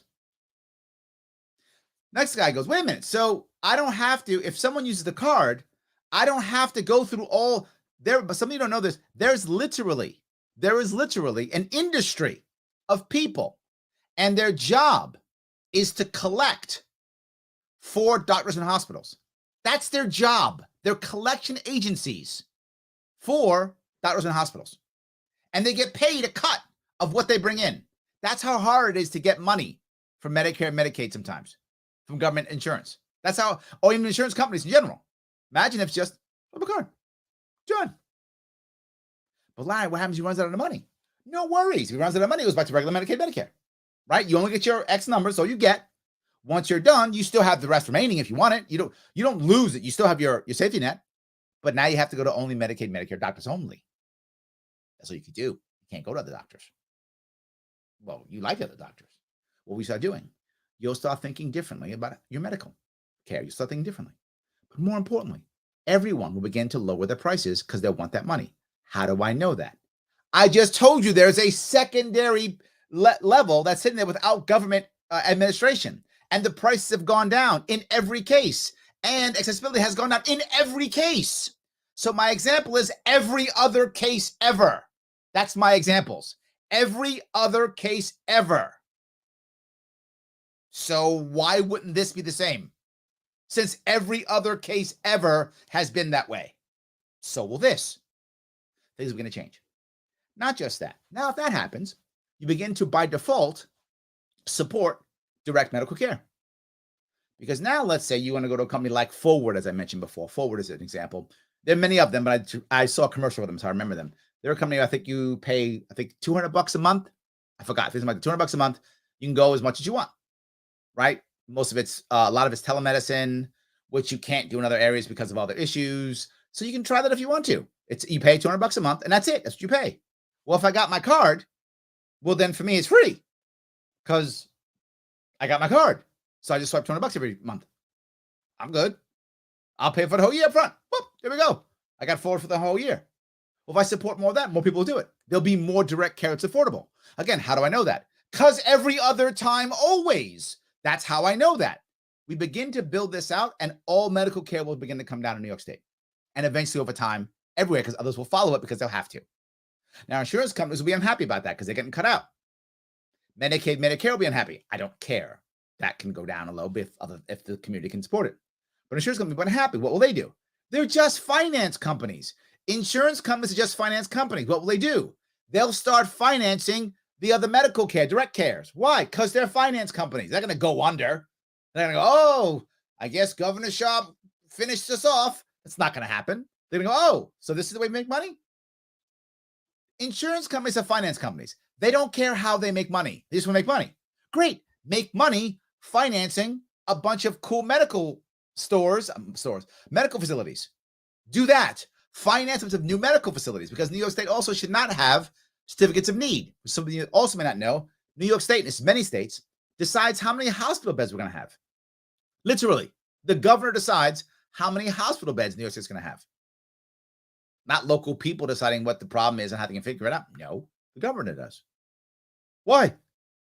Somehow everybody who wants cosmetic dentistry is able to get it. Weird. People who want LASIK eye surgery, there's enough beds for them. Huh, weird how that works. So why do I require government oversight? I don't. I don't. Well, there might not be enough hospital beds. There weren't during the COVID problem, were there? The government failed during that too, didn't it? And what was the punishment for them? Nothing. There were about 50,000 hospital beds across New York State before COVID hit. You know how many there are now? 50,000. We've changed nothing. We've changed nothing. And all you heard was, oh, we have a problem. And they blame the hospitals. You dumb hospitals. Hospitals can't randomly make more hospital beds. It's literally against New York State law. They can't just do that. They have to ask the government to make more beds. I'm not joking. That's how New York State works. So how's it the hospital's fault? It's not. Let's make it their fault. Let's make it their fault. Let's do that. You can change medicine completely. Lower the price of the course of several years. Change it all. Last piece, education and debt. I bring education together, obviously, because education is a big deal for many people.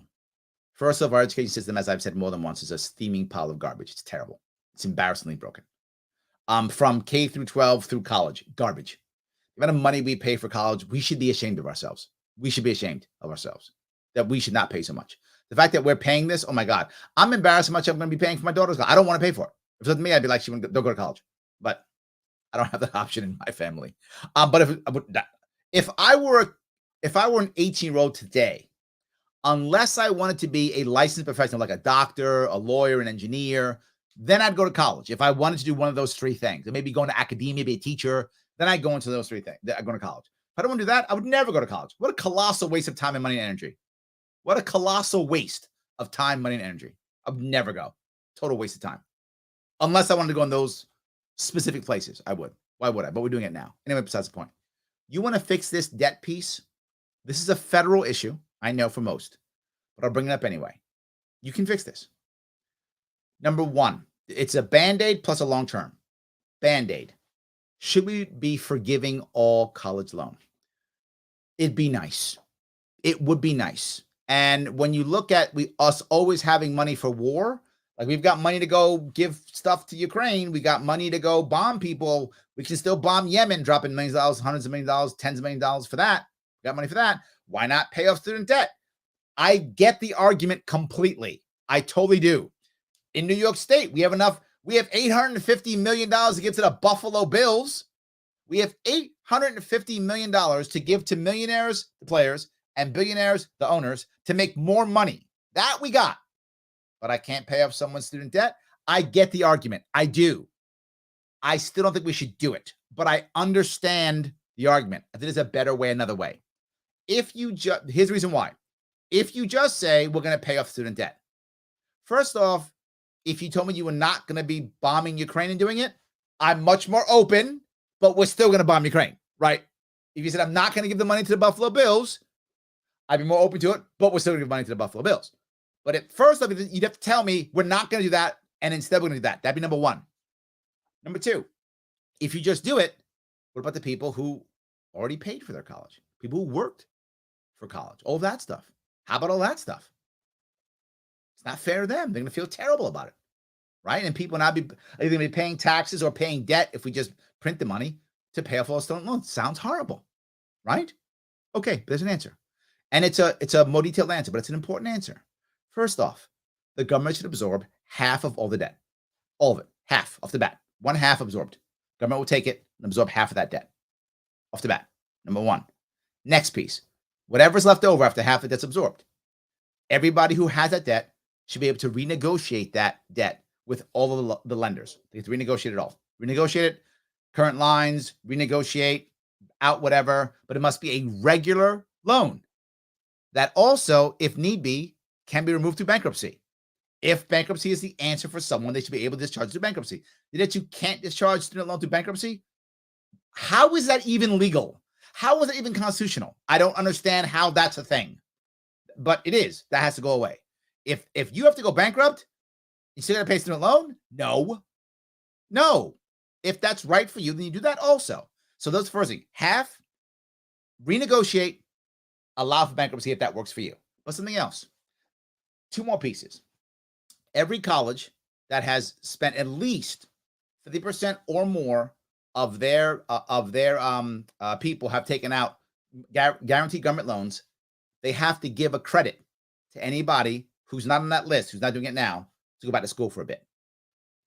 Now, if you can't have that credit, it can go to someone, it can go to one of your family members. So if I paid for my own college and you didn't, and you got to renegotiate your loan, and I went to that school and your school did that, then I get a credit to go to school for a year. I can go if I want to, give it to my kid. So now someone else gets credit. This is a way of giving back to the people who did bust their rump to pay back your loans, or who did pay for their own school. You got to give them something. You got to give them something. And I see give them a year free ride on whatever the case may be, either that individual or their family member. And if you add them all up, say it's me and my wife, then we get 2 years to our kid. I got an uncle, cousin, free ride for my kid, right? Whatever the case may be. So I think you do that, and now you've made a change that people can understand. But that's not enough. Next, no more government-backed loans. You know, go, wait a minute, Larry. There's no more government-backed loans. Well, then how are they going to go to school? Here's how. You allow them to follow a similar model, a model that right now is being done when it comes to car dealerships, car companies. When I was a kid and you would have to buy a car, you'd go to a bank and get an auto loan. I know people don't understand what that means now, but you would go to a bank and you get an auto loan, and the bank would give you money to buy the car, and you'd write a check to the car dealership, and then you get the deed. The bank would have the deed, and you pay the bank back on your auto loan. That was the thing. That's not anymore. Not anymore. You go buy a Honda. Honda finances your car. Honda makes money on your car because they know that the money is on the interest in the back end. Great. They have to have a car that lasts at least a couple years so they can pay off your loan. Of course. Makes sense. Let colleges do the same thing. All colleges can have a finance arm, and they will finance your college experience. Oh, wait a minute. What would that mean? That means the college has to give you something of value. Because if you can't get a job, you can't pay back that loan. That will change everything in college. It'll mean colleges will stop charging you $80 bazillion for garbage degrees, will get you nothing. Because if you can't afford to pay it back, they're out of the money. So either they must lower their prices or give you better education or help you get a damn job. One of those three things they must do, or they have to go under. And colleges aren't just going to go under. That's not how it works. They will find an answer. They will either be able to put you in jobs, have a better experience, or lower their prices. How do I know that? Because that's always everything. That's the way the world works. If all of a sudden you personally have to give me a loan to go to college, well, you want to make sure that I'm able to have that money that I can pay you back. Otherwise, you're going to say, I'm not giving you money, Larry. I love you. You're a good-looking man, but I'm not giving you any money. You're just going to throw that money away with your degree in whatever, blue sweatshirts, whatever. Nice degree, but you're making any money with the blue sweatshirt degree. But do something else. I'm not paying you. I'm not going to give you $120,000 for that. But maybe there's some value in a blue sweatshirt degree. Maybe there is. But maybe that value is like $4,000. In which case, that'll be the price for a blue sweatshirt degree. It'll be $4,000 because the kind of job that I can get with my blue sweatshirt degree will allow me to pay back $4,000 over the course of 20 years. Fine. The price will come down or the value will go up. Right now, a college only has to do one thing. Give you a piece of paper. That's it. Does that paper have to have any value? No, and usually doesn't. Does it have to give you an education? No. Does it have to do anything for you? No. Does it have to help you get a job? No. It has to do anything. It has to say, I'm a college with a cool name, and the government has said you must deal with this, and parents have been brainwashed to believe there's no other way to success except this. It's not true. But they've been brainwashed to believe that. So you'll pay whatever I tell you because you think the government loan is good. And it's not. It's stupid. It means that I have no reason to give you any value. And I'm not going to give you any value. And that's what happens. That's a long-term solution to this debt problem. I know I went long on this, but I wanted to give you some actual answers. And again, I'm not the only guy who can figure this out. I mean, there's a few of us who could. But there aren't many, right? But I'm not the only one. So why don't you do these things, Larry? What you're saying makes sense. Because why solve anything? Why solve anything? You don't ask for it. When I say you, I mean the people. You don't ask to solve anything. What you ask for is to own the lib or own the conservative. That's what you ask for. So they do that. They go on TV and they make speeches. And if you're a Republican, they yell dumb libertarians, that too. But dumb liberals, dumb progressives. If the Democrats, they yell dumb conservatives, dumb Republicans, they yell that. And you go, yay, you yelled at those guys. We're winning. No, you're not. No, you're not. You're teaching them they don't have to fix anything. So they don't. Why would they? You've trained them to not fix things. When I say you, I mean us. I'm saying you. I shouldn't say you. We. I'm part of this too. I'm stuck in the same boat you're stuck in. We have trained them as a country to not solve anything. So they don't. We've trained them to yell at each other and say things. So they do. The amount of people that I hear, get angry because, why didn't you yell at that guy and say stuff? Why? Is it helpful? Well, you got to do it. Why? For what possible reason is it going to help? Why should I be yelling and saying the words? That the thing I bring up all the time. 2 parts. I'll bring up the left and the right. Common thing. The right will yell all the time, I'm pro-life, and do nothing about abortion at all. In fact, what they will do is they'll have girlfriends, get them pregnant, and force them to have an abortion. You know what I'm talking about. That's happened more than once. That's what the right will do. What will the left do? I care about the little guy. Meanwhile, what do? Wear tax the rich stuff while they ignore people who are trying to unionize. They'll do that. So they won't help. They'll just say the words. I care about the thing you said. I'll yell tax the rich while becoming richer and not taxing them. But I'll yell tax the rich all day because you want to hear that. Or I'll yell, we're going to close the border or whatever. I'll yell that thing, even though I'll do nothing about the border whatsoever or do anything about immigration. But I'll yell about it.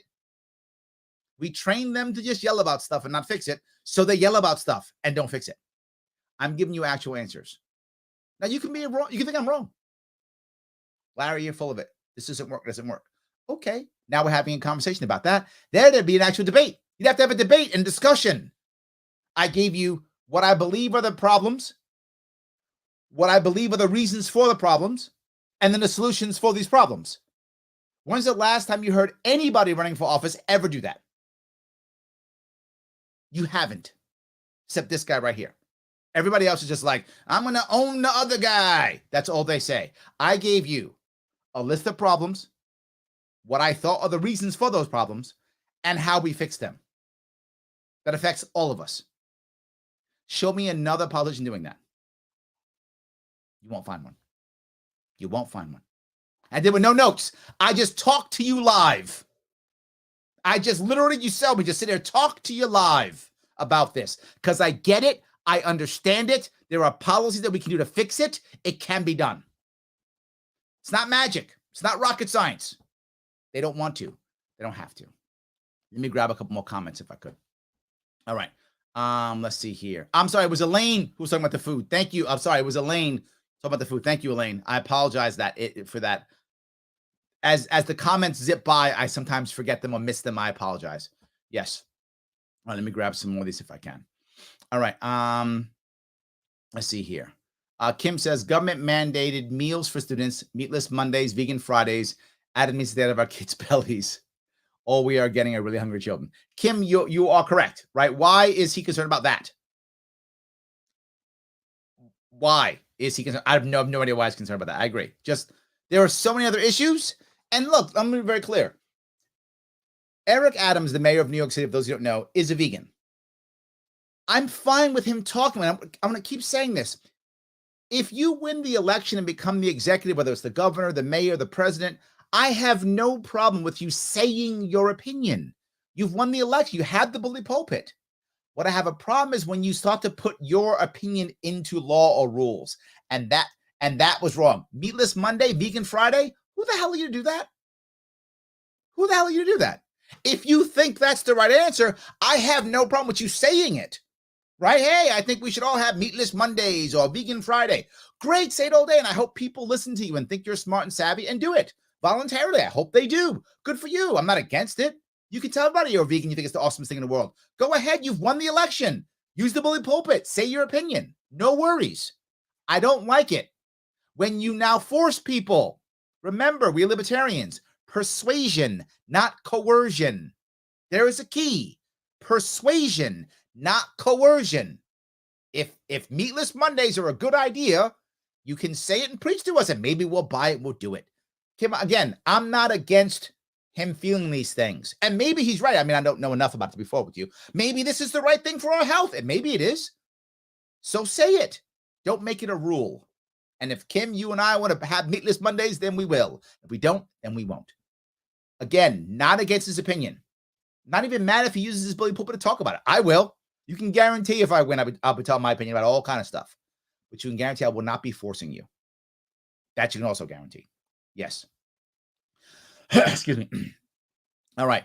Elaine says, I'm not allowed to just put veggies or fruit out on the table on my own property for people to take it, but I'm allowed to ask people if they want to come pick it or pick it up. It takes away anonymity. Oh, interesting. I didn't realize that, Elaine. Yeah, there we go. Yes. Good point.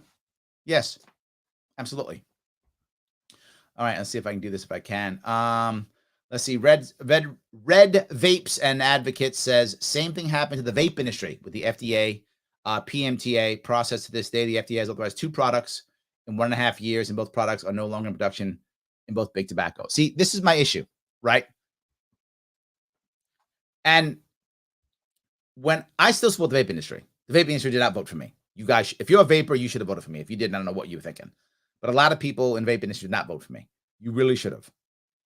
And the reason why is I don't vape, but it doesn't matter. The vape industry is an entrepreneurial industry that is very good for New York State.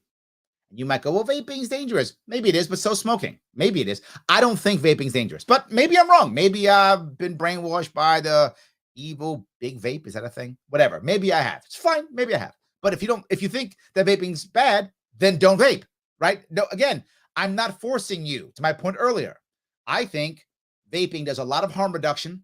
It helps a lot of people to do things like stop smoking, lose weight. Actually, even this is a true story, and many of you have been a part of it, even deal with withdrawal symptoms of people who are trying to break harder drugs.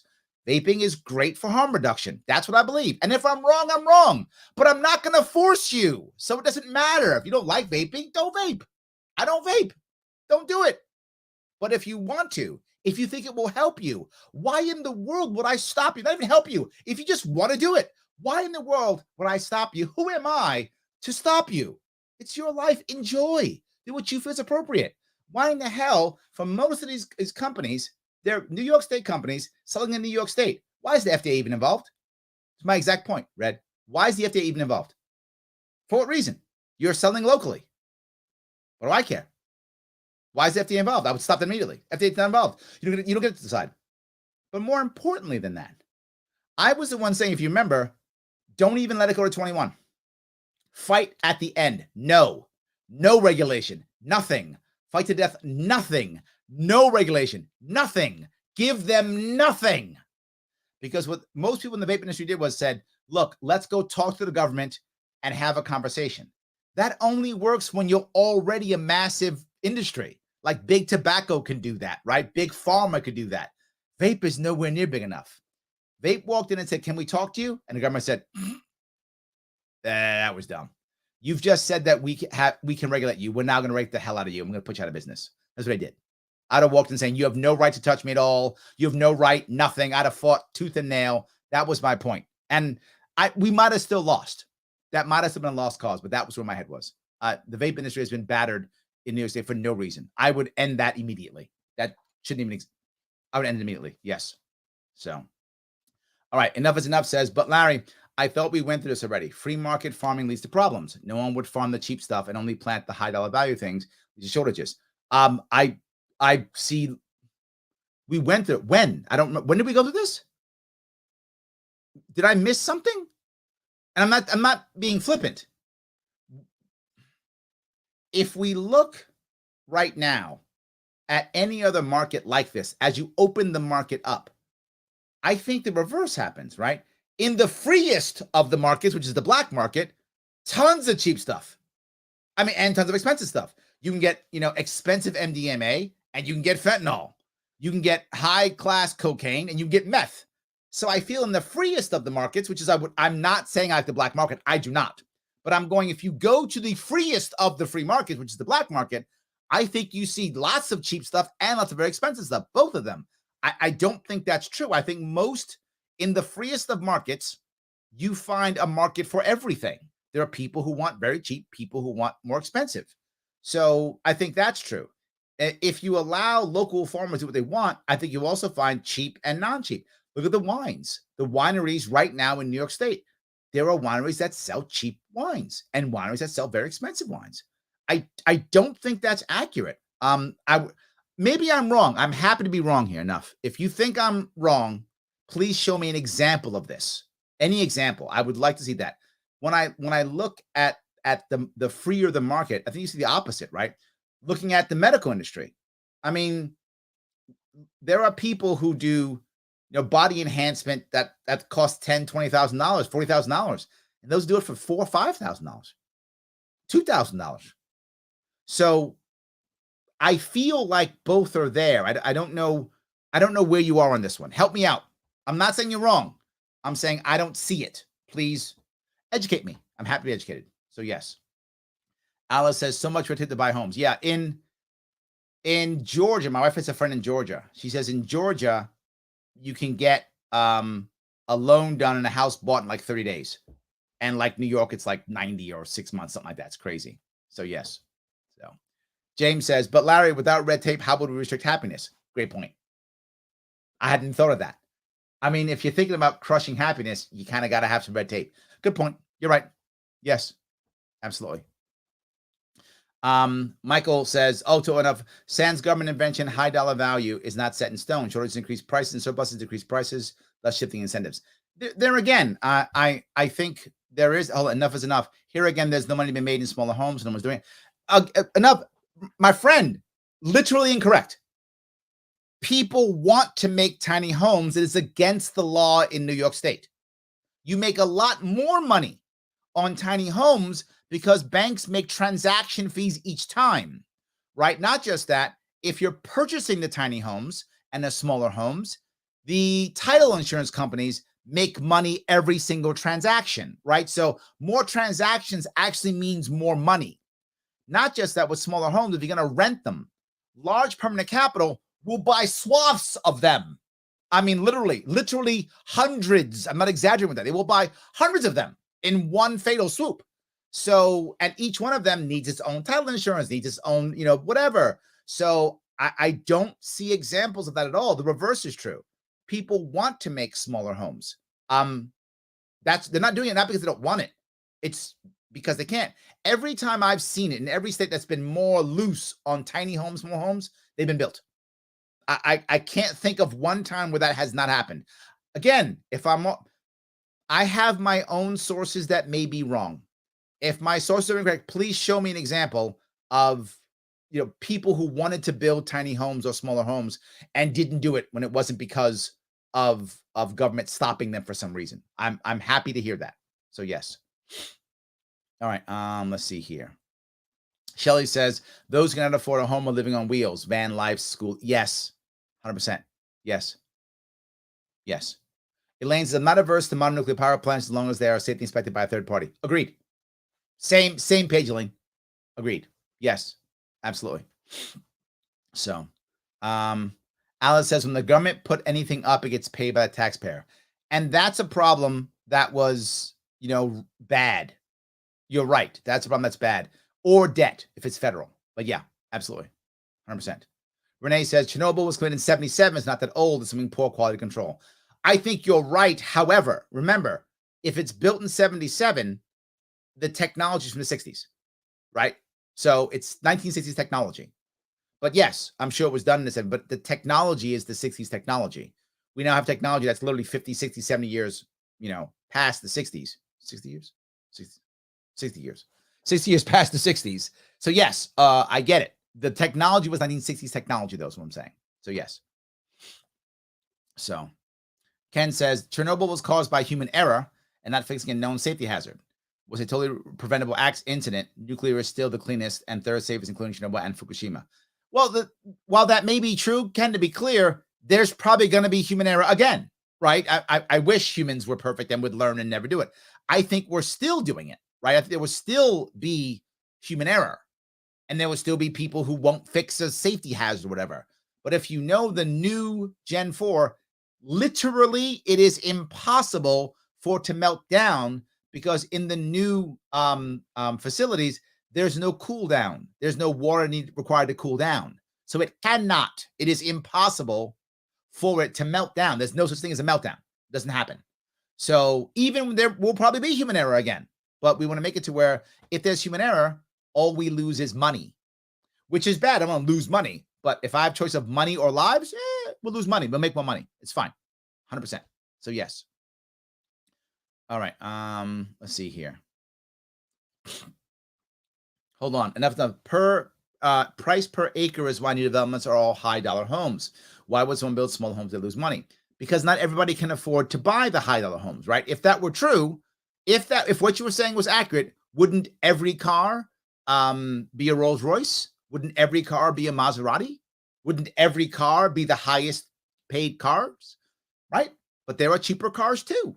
So not everyone can afford a Maserati or a Rolls Royce, right? We can't all afford, we can't afford all those cars. We can't do it.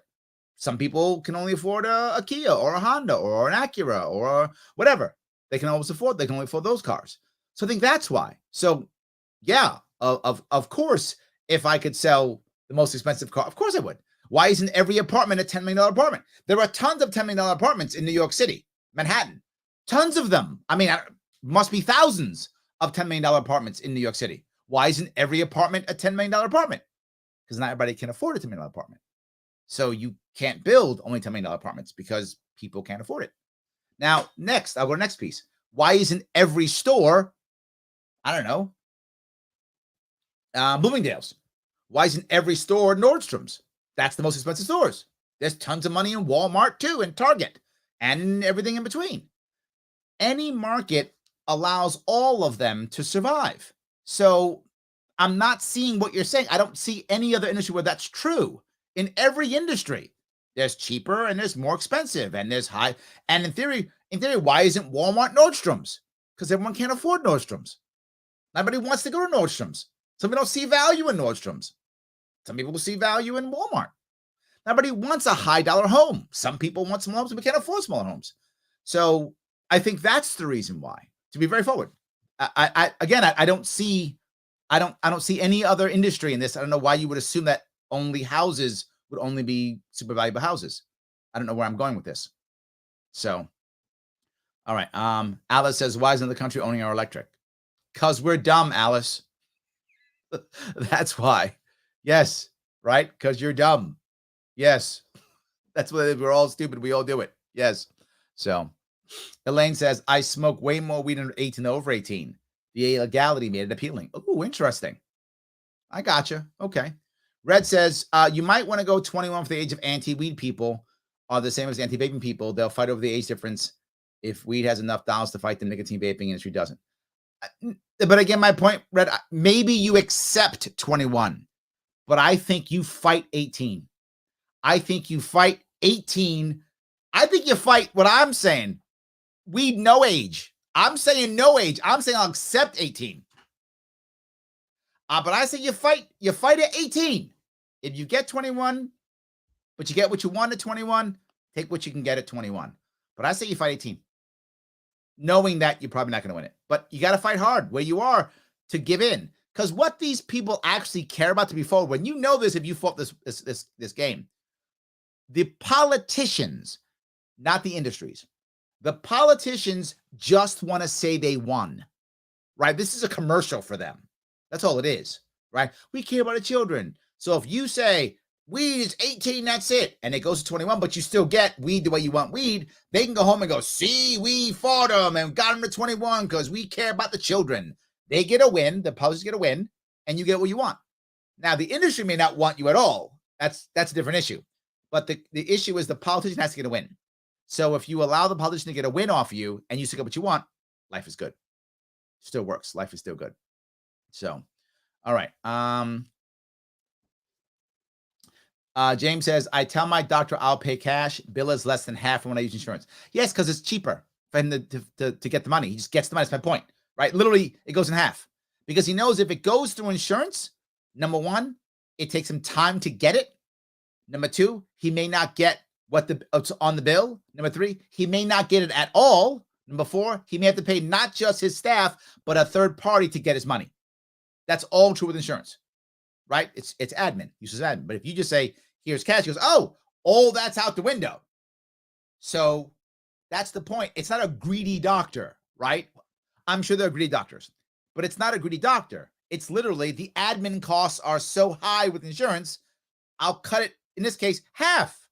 Think about how much, James, think about how much admin is in that world. Well, he will cut the price or she will cut the price in half if you'll give her cash. Come on. Absolutely. Yes. Shelly says, my kid's pediatrician would charge me the cost of service when it costs less than my copay.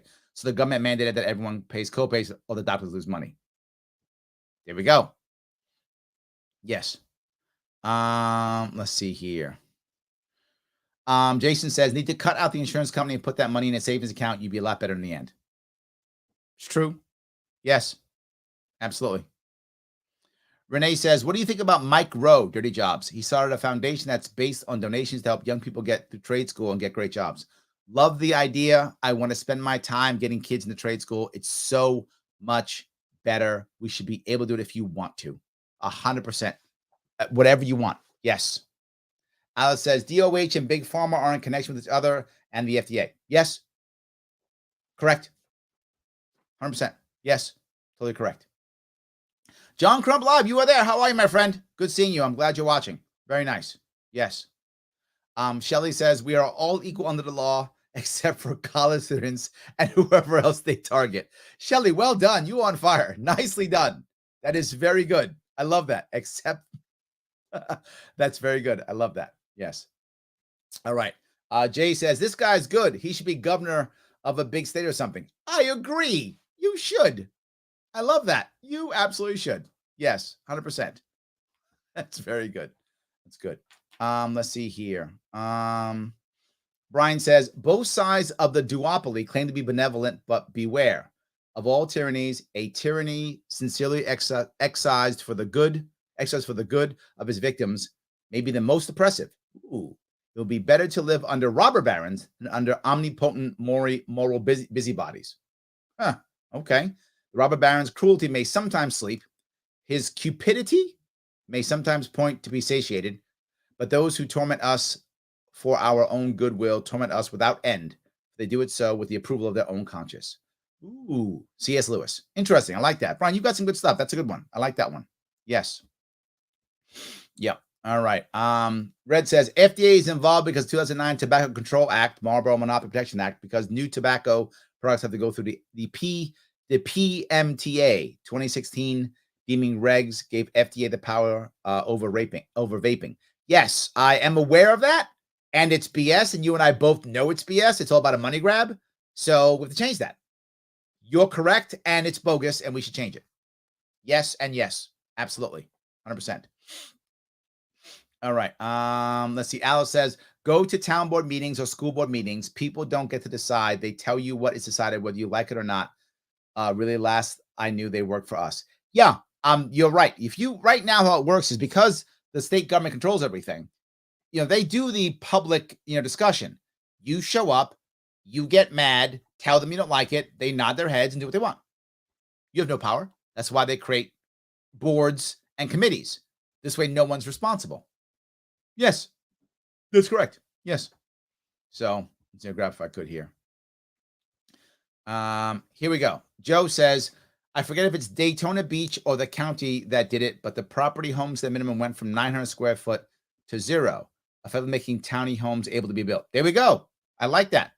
I love that. Yes, 100%. Let's see here. Byron says, just realize it's not really Homer Simpson running the nuclear plants. Valid point also. Yes, 100%. Brian says, many want a Porsche, most can only afford a Chevy. Also true.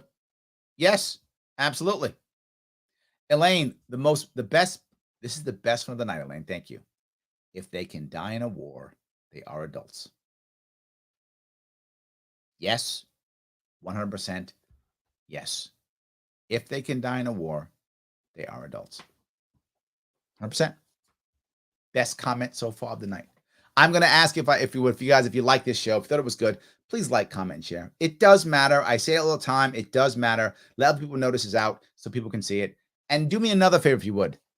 Support our sponsor, libertarianism.com. How do you support our sponsor? You don't have to buy anything if you don't want to. If you want to, you can. You don't have to at all. Take that link right there and share that link in your social media and let people know this is what libertarianism is actually about. It is about making people happy and solving problems. And when you go to that site and you watch those videos, it will show you that. It's about persuasion, not coercion. It's about actually solving problems, right? You saw a couple of people here who were unhappy with what I was saying. Enough is enough was like, Larry, you're wrong. I wasn't mad at him at all. And I hope he's still watching, right? I was not mad at him. I wasn't upset. I'm happy to be proved wrong. I say what I think is correct with the data that I have. If I'm wrong, show me I'm wrong. I'm happy to be wrong. And I'll change. Some of you watch me over the course of years of me doing this. I have changed my opinion on things because new data came to me. Some of you convinced me, wait a minute, what about this? I learned things I didn't know. So I had to adjust my feeling on things because things were different that I didn't understand all the time. So it's important. We are about solving problems and moving towards happiness. So with that in mind, support libertarianism.com. They support this show. Support them. Take that link, share it, and go there yourself. Check out the videos. They're awesome. There's merch there. If you like the merch, you can either take the classes, watch the videos of the classes, and you'll gain points. You get the merch for free. Or if you like the merch, go buy the merch. It's cool merch, right? Things like persuasion, not coercion. It's actually one of the shirts you can buy, hat, whatever. So it's cool merch. Support the show. It's free if you want to be free. You can pay if you want to pay, but you don't have to. Either way, it works. If you want to support me running around, great. LarrySharpe.com/donate. That is going to help me move across this state and try to let people know what I'm doing. It helps to make everything happen. And if you want to help me get on a ballot coming up here, come volunteer. I need you. I need you for 3 reasons. Number 1, I need you for policy. How do you think I know all this stuff? Because I'm just super smart? I mean, I am, but that isn't the point. I have to have people around me to help me walk through these ideas, talk through these ideas, write white papers for me, do research. Can you do any of those things? Do you care about those things? Go to LarrySharpe.com/volunteer, click that policy team, click that button, and say what you want to work on, what you can work on, right? To make sure that this happens. You might go, but Larry, am I going to get some credit for this? Yes. Literally, your name will be on the white paper. Literally, you will be on my policy team. You can't be on a Democrat or Republican policy team because they don't have policies. So you can't be on their policy team. You can only be on their PR team because they only have PR. They don't actually have policies. I have actual policies. You can be on an actual an actual policy team if you join. So Larry, I don't care about policy. No worries. Can you volunteer to help me in social media? Doing this, liking, commenting, sharing, memeing, all those things. Go to that volunteer, click social media, see what you want to work on. You want to work on Gab, you want to work on Twitter, you want to work on Facebook, YouTube, you want to help make video, whatever. What do you want to do? Let us know we need you. And lastly, coming up here April 19th, I need you to help me get on that ballot. I need you to help me collect signatures. If you live in New York State and you're a registered voter, you can witness the signatures yourself. Love, come on over. If you're not, you can still help out. Come on out. You can hand stuff out, help people, be with people, wave signs, all the things. Come do that if you want to. I don't care. You give me a day, give me a week, give me 3 weeks. I don't care. Whatever you can give you, half a day, whatever you can do. Click volunteer, hit petitioning, say what you can do. I need help now. The other people aren't asking for help. They're only asking for money. That's it. I need money too, but they're only asking for money. Why? They don't have to do this stuff. They don't have to petition. They're the big parties. They don't need to. They're on automatically. They don't need this. And they don't have any policies. So why do they have a policy team? And they don't use social media. Why? Because they get regular mainstream media. No one else is asking you for this because they don't need it. If you're an ROD, you get regular media. You don't need social media like I do. You don't have policies, so you don't need a policy team. You don't have to worry about petitions. You get on the ballot automatically. So they get all the goodies automatically. I don't, yet I'm still busting my rump to do this. So I'm asking for your help here. If you can, volunteer. Give me whatever you can give me. It does matter. Lastly, as always, like, comment, and share. It does matter. It is important. It really does matter. James says happyism. It is now. I just called it that. Absolutely. Great. Guys, thank you so much for today. I appreciate the time you gave me. I hope Big Brain Sunday's fun. I hope you enjoy it. I will see you all very soon.